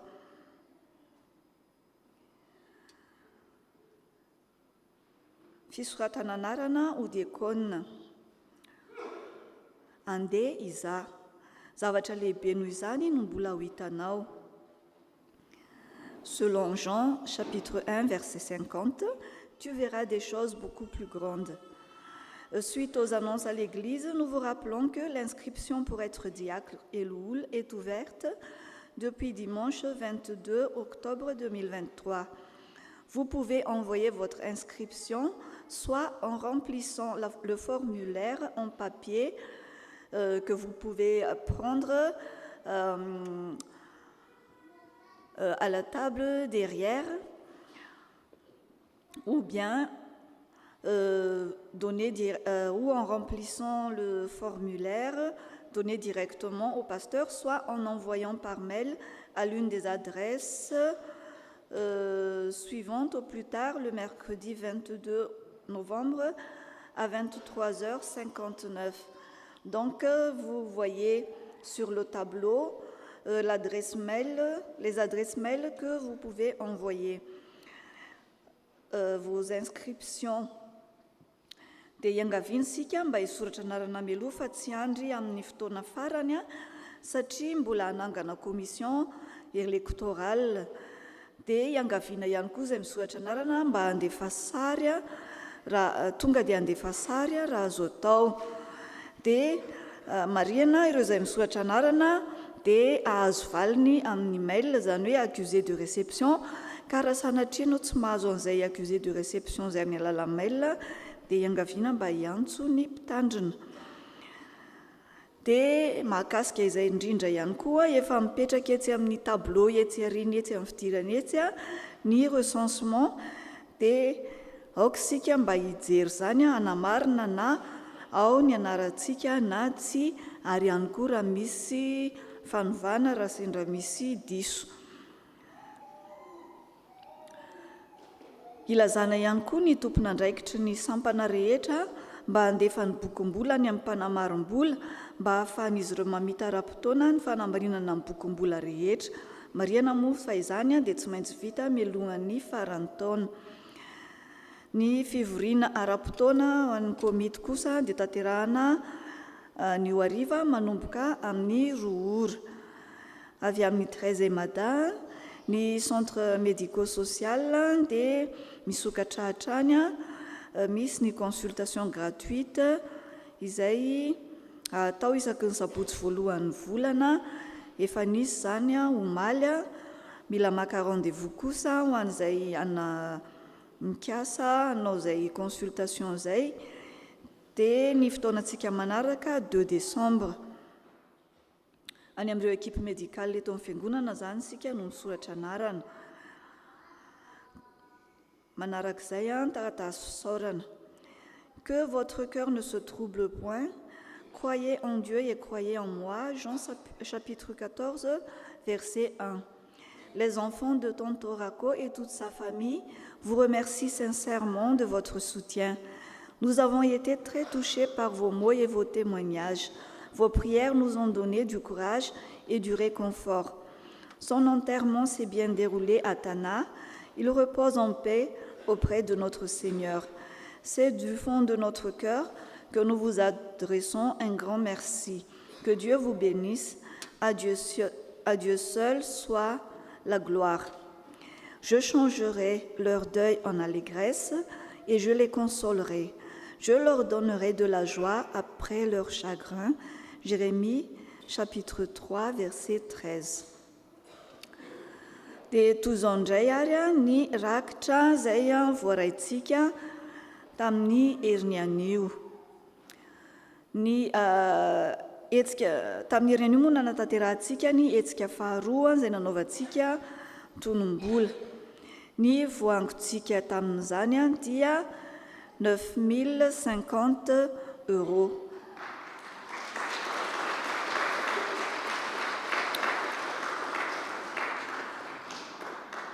dia ho an'andriamanitra irery ihany a ny voninahitra, isika rehetra kosa dia isaorana. Aorian'izao filazandra zao koa dia andray fitenenana ny présidente Kadia mahakasika izay antonom-bola izay. Ny rakitra voalohany kosa dia nahazotsika 590,30 €. Ny rakitra faharoa izay ho an'ny ezaka trano 325,60 €. Ny totaliny rakitra izay voaraintsika zany dia mitotaly 915,90 €. Ny fianakaviany tompoklahy Andrianarivony Rakotobe nataony tao Rakoto kosa dia nametraka fararakitra ho an'ny fiangonana. Dia fampatsahivana hatrany ny banque alimentaire dia misokatra trano atsika izay mila izany. Zany dia hitantsika ao amin'ny salle kate ary azo atao ihany koa ny manatona ny tompon'andraikitra raha tsy hitantsika ny misy izany. Dia tanina trano sika izay afaka manatevina izany banque alimentaire izany mba hanao arak'izay azony tanantsika atao. Ny ekipa finance dia vonina trany handray ny voalam-bokatra sy ny fanomezana izay atolotsika etsy aoriana.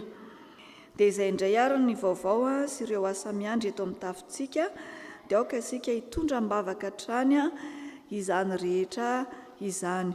Ny fandraisam-pitenenana zany dia toy izao ny fandaminana azy Tatikady mandray fitenenana mialoha aorian'izay ny solontenan'ny SDK. Dia mirary herinandro soa eo ambany fitantanan'ny tompo ho an'Andriamanitra irery ny voninahitra ho amintsika izay akasitrahana kosa ny fiadanana.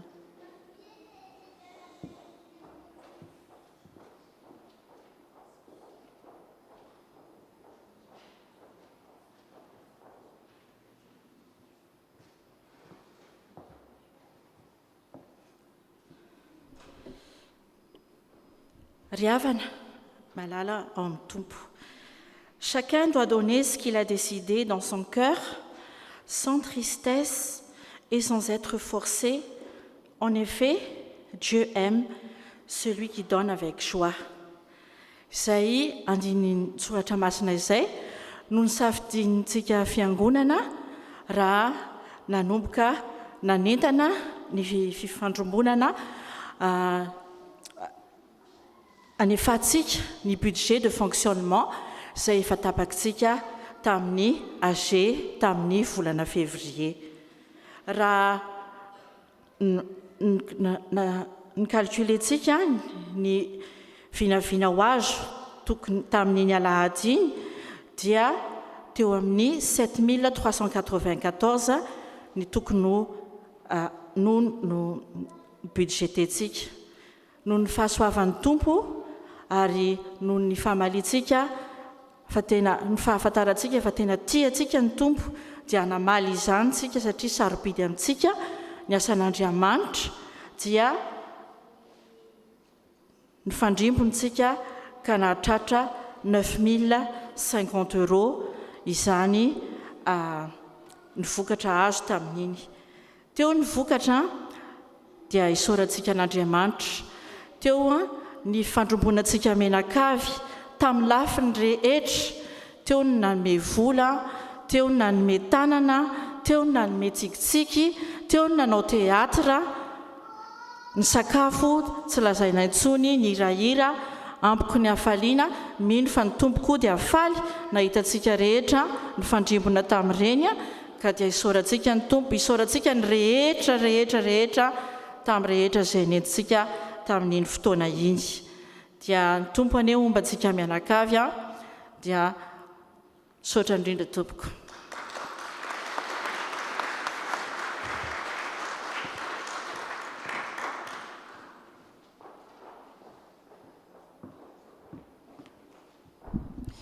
C'est avec une grande joie que nous vous invitons à venir célébrer avec nous nos 30 ans le 18 novembre 2023, comme il a été annoncé, à 19 h ici même. Et l'ouverture des portes se fera à 18 h 30 et on vous conseille vraiment de venir à 18 h 30 pour avoir les bonnes places pour tout voir. Pour cet événement, les STK de toutes générations confondues, donc il n'y aura pas que les actifs, vous attendent nombreux pour notre événement qui s'intitule « Marque ta génération ». On vous invite à passer un moment fraternel avec nous, mais surtout un moment pour glorifier notre Seigneur, pour louer et pour prier. Et nous vous réservons de nombreuses surprises. Le lendemain, on aura notre culte de clôture à 10h30, ici même. Aujourd'hui, on vous dévoile une première surprise. Pour marquer nos 30 ans, donc, nous vous proposons différents goodies, qui seront des petits souvenirs, mais surtout évangélisés de différentes manières. Il y aura 3 sortes de goodies, donc vous inquiétez pas, il y aura pour tous les goûts. Alors, on aura d'abord un sweatshirt ou un pull. Il y a 12 coloris. Vous avez le choix entre un sweat pull avec ou sans capuche. Les tailles vont du S au XXL. Et pour les prix, un sweat sans capuche, ce sera 30 €. Un sweat avec capuche, ce sera 35 €. J'espère que vous pouvez bien voir ce qui est affiché. Deuxième chose, on a des tote bags à vous proposer. Ce sont les sacs en tissu pour mettre vos courses, prendre vos affaires pour les cours ou tout simplement pour le travail. On vous propose ça pour un prix de 15 €. Et troisième chose, les co-cups. Combien de fois on galère pour trouver des verres pour nos événements? Donc là, on vous propose une petite solution, verre réutilisable, mais qui rentre aussi dans le projet de l'Église éco-responsable. Le prix est tout simplement symbolique, 1 €. Donc, 2 €, pardon. Donc, pour passer vos commandes, c'est simple. Vous pouvez venir me voir directement, ou Marina, Andrea, Joanne, Diar, Valérie, Judy, Teddy et Vouni. Donc, ne tardez pas à passer vos commandes. Plus vite vous passez vos commandes, plus vite vous aurez en fait vos goodies. Surtout qu'il commence à faire froid, donc les pulls, on va en avoir besoin. Et pour finir, j'adresse un petit message pour tous les jeunes qui sont là aujourd'hui et les parents aussi. On se retrouve à 15h à l'église pour notre répétition et le 11 novembre de 10h30 à 16h pour la répétition générale et apporter un pique-nique tiré du sac, un repas tiré du sac. Merci de m'avoir écouté. On se retrouve le 18 novembre.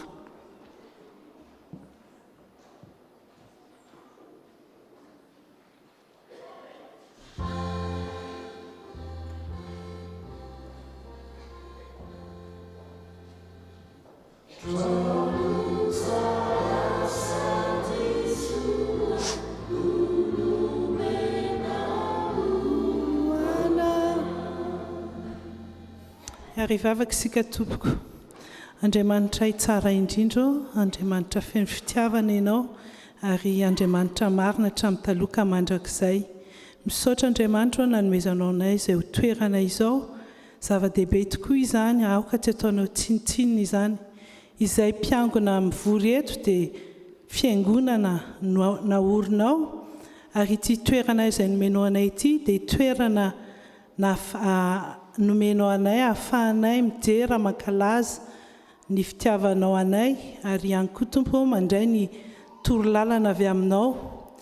Izany fiainana izany Tompo dia taratry ny fiainana any an-danitra. Ahoana tokoa moa ny aizanay miray midera sy mankalaza anao raha ety an-tany ary izay Tompo tsy mahay manao izany ka dia fampianaranao anay, toerana ampianaranao anay hiara-midera sy mankalaza ho taratry ny any aoriana izany. Misaotra Tompo amin'ireo zavatra maro izay efa notanterahanao, ny asa maro izay efa vita. Izany tanteraka dia avy aminao fa tsy noho ny herinay na noho ny tanjakanay na noho ny fahalalànay satria izany zavatra rehetra izany dia fanomezana avy aminao. Isaoranay anao tokoa Tompo satria maro ireo asa vita kanefa koa Tompo dia teo ny fiarovanao ireo mpanomponao hatrany ary mbola apetraka eo am-pelantananao ihany koa Tompo ny hanomezanao hery, tanjaka sy fahasalamana ny tsirairay avy. Maro tokoa izay mpiangona Tompo sy mpanomponao kanefa vitsy ny mpanao ny asa. Kitoy ny fo amampananay tsirairay avy eto Tompo. mba hiverina amin'izany fitiavanao izany, ahafahanay manatotosa ireo andraikitra maro izay napetraka ao, anoizana ny asa sy ny zavatra maro izay tokony ataonay, na dia nibitika ara tompo dia ialanao anay izany, kanefa izay dia variana amin'ny fiainanay, mety eo ny fahasalamana, mety eo ny asa aman-draharaha, mazoto izay manao izany, mitandrina ny tenanay. Faoka tompo ho zava-dehibe amin'ny fiainanay tokoa izany fikarakarana ity tempolo izay nomenao anay ity. Tsy miafina aminao ihany koa tompo ny vola izay mbola tokony alohanay, nasehinao anay tokoa tompo ny alehibe ny herinao sy ny tanjakao tamin'ny fanaovana fitadiavana ny oety manana amin'ny fampandrosoana fiangonanao, dia mbola mametraka ihany koa izay amin'ny fatokisanay ianao tompo fa manana hevitra heverana amin'ny zavatra rehetra ianao, ahafahanay mandoa tanteraka izany vola mbola tokony aloha eo anivon'ny diosèse sy eo amin'ny banky izany. Matokony alehibenao izay Jesosy eo, ampitombo ny finoanay tsirairay avy amin'ny ampandrosoana ny fiangonanao, atoky tanteraka anao izay fa tsy noho ny herinay na noho ny tanjakay, ary aoka tompo izay ahalala hanome hatrany na amin'ny fotoana na amin'ny ara-bavaka izany na amin'ny vola aman-karena, ahafahanay manohana ny asanao. Dedera sy laza ray dia anao irery ihany. Amen.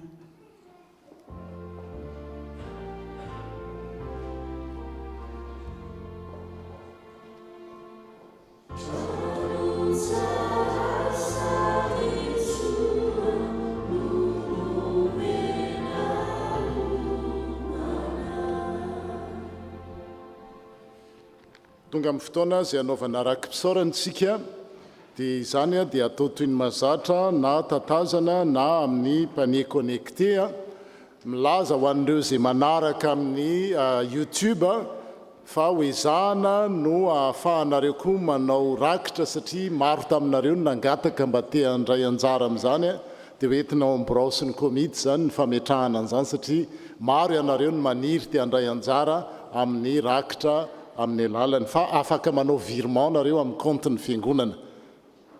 FF 34.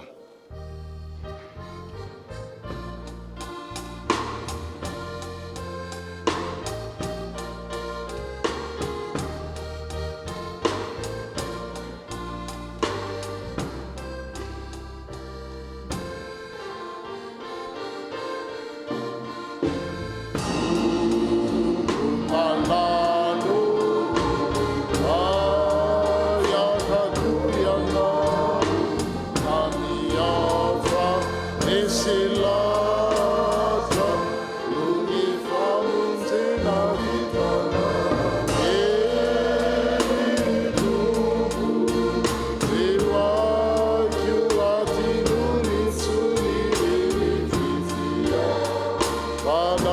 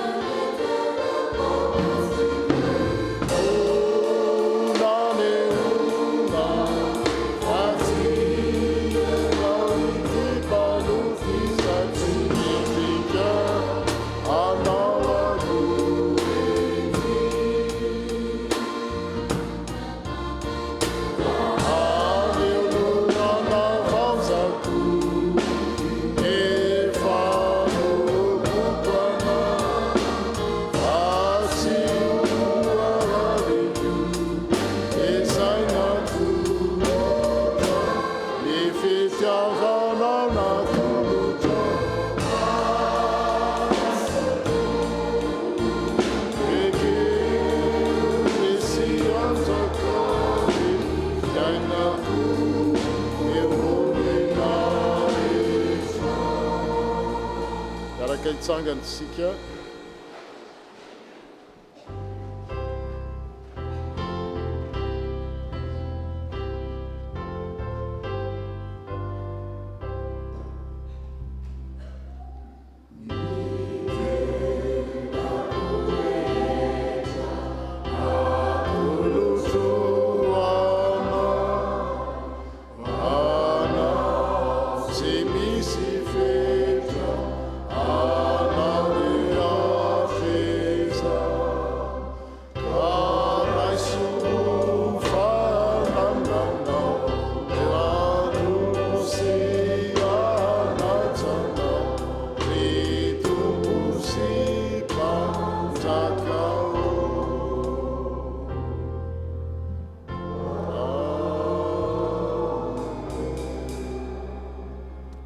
sika tompoko zao dia tonga amin'ny fotoana anaovana vavaka fisaorana sy fangatahana.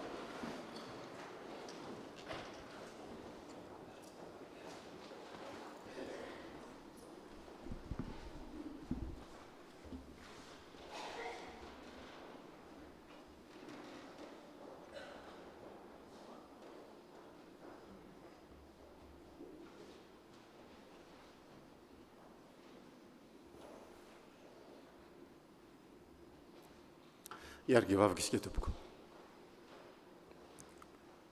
Ry Andriamanitra rainay eo, rainay amin'ny alalan'i Jesosy Kristy.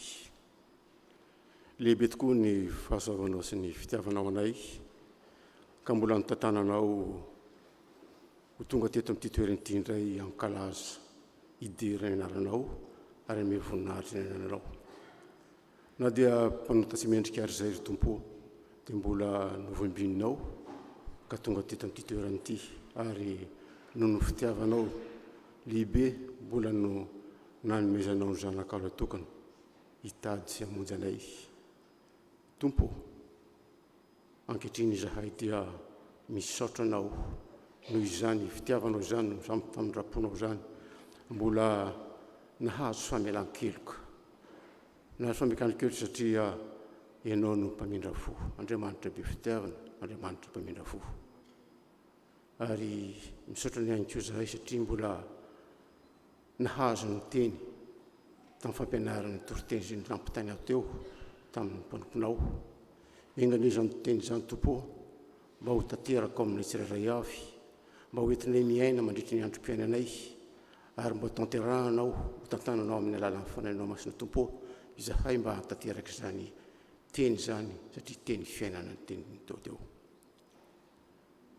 Mbola nomenao ihany koa izahay nahazoana indray ny tenanao sy ny ranao Jesosy eo, satria ny tenanao sy ny ranao dia tena mampatanjaka anay amin'ny fatanay ary manadio anay tokoa amin'ny rano soa izay no nentina teo amin'ny hazo fijaliana.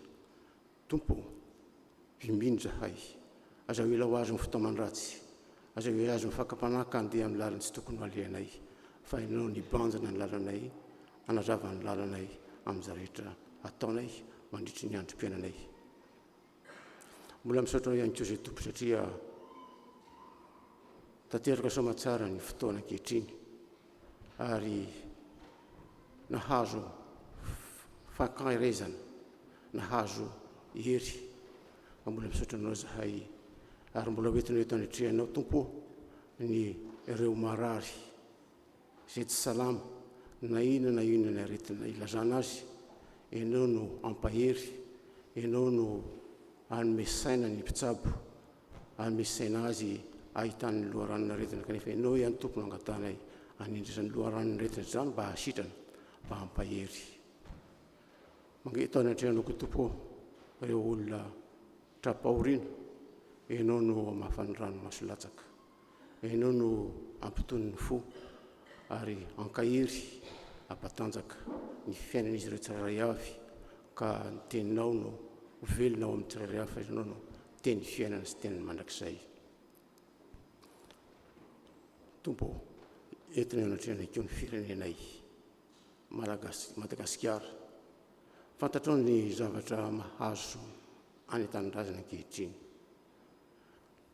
Ataonao eo tokoa tompo ny fomba fijery ny fahitana ny firenenay izy tokoa nanteranay tsy misy afa-tsy anao tompo no ankininay antanteraka izay hibanjina ny firenenay amin'ny fahendrena ireo mpitondra amin'ny herin'ny vahoakanao mba anaraka ny dianao sy antanteraka izay asa napanao azy kely ny vononay kely ny herinay tsy hitanay izay isarongotana tompo nefa ankininay aminao ny firenenay tsy mandalo fotoan-tsarotra ankehitriny apetraka eo ampelantananao koa ty firenena mandraina ity inonoana ame fahendrena ny mpitondra ary mba hanjakan'ny vahoakanao eto amin'ity tany mandraina ity maro ny tily angatahana nefa tompo nefa kely ny fisainanay dia angatahanay ary fenonay amin'le vavaka tsara indrindra nampianarinao manao hoe raizay ny an-danitra ho masina ny anaranao ho tonga ny fanjakanao ataony ny sitraponao ety tany tahaka ny an-danitra meona izany ny sahazo anay ary mamelany elokay tahaka ny melana izay meloka taminay ary mitondranay amin'ny fakapanahy fa manafanay amin'ny ratsy manao fanjakana sy ny hery ary voninahitra mandrakizay amen. Amarana ny fotoana isika aorinan'ny afatra sy ny tsodrano dia ataontsika ny antema fahadimy ko andeha itsika hitsangana andray izany afatra sy tsodrano izany. Fiangonana mandray ny teny izay toriana ho tenin'Andriamanitra ary miasa ao amin'izay mino. Recevoir la parole prêchée comme la parole de Dieu qui agit en chaque croyant. Zao ary ny tsodrano izay tononona amin'ny anaran'ny Tompo ho amin'ny herinandro misokatra ho antsika indray ho anio alahady pour aujourd'hui dimanche. Le Seigneur nous dit aza matahotra ianao, n'aie pas peur. Pour lundi momba anao je suis avec toi. Pour mardi aza mierikerika foana, ne jette pas de regards inquiets. Ho amin'ny alarobia pour mercredi izao no Andriamanitra ao car je suis ton Dieu. Pour jeudi mampahery anao aho, je te rends fort. Et pour vendredi mamonjy anao aho, je viens à ton secours. Pour samedi eny mitantana anao amin'ny tanakavanan'ny fahamarinako aho, je te soutiens de ma droite victorieuse. Voilà, en attendant dimanche prochain, vivement dimanche, le jour du Seigneur. Amen.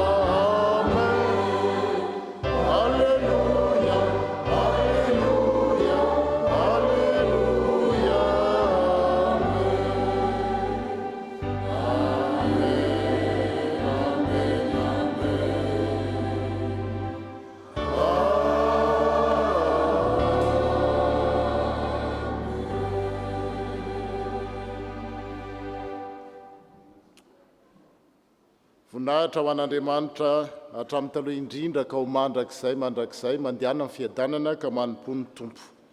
Isaorana ny Andriamanitra. Bon dimanche à toutes et à tous.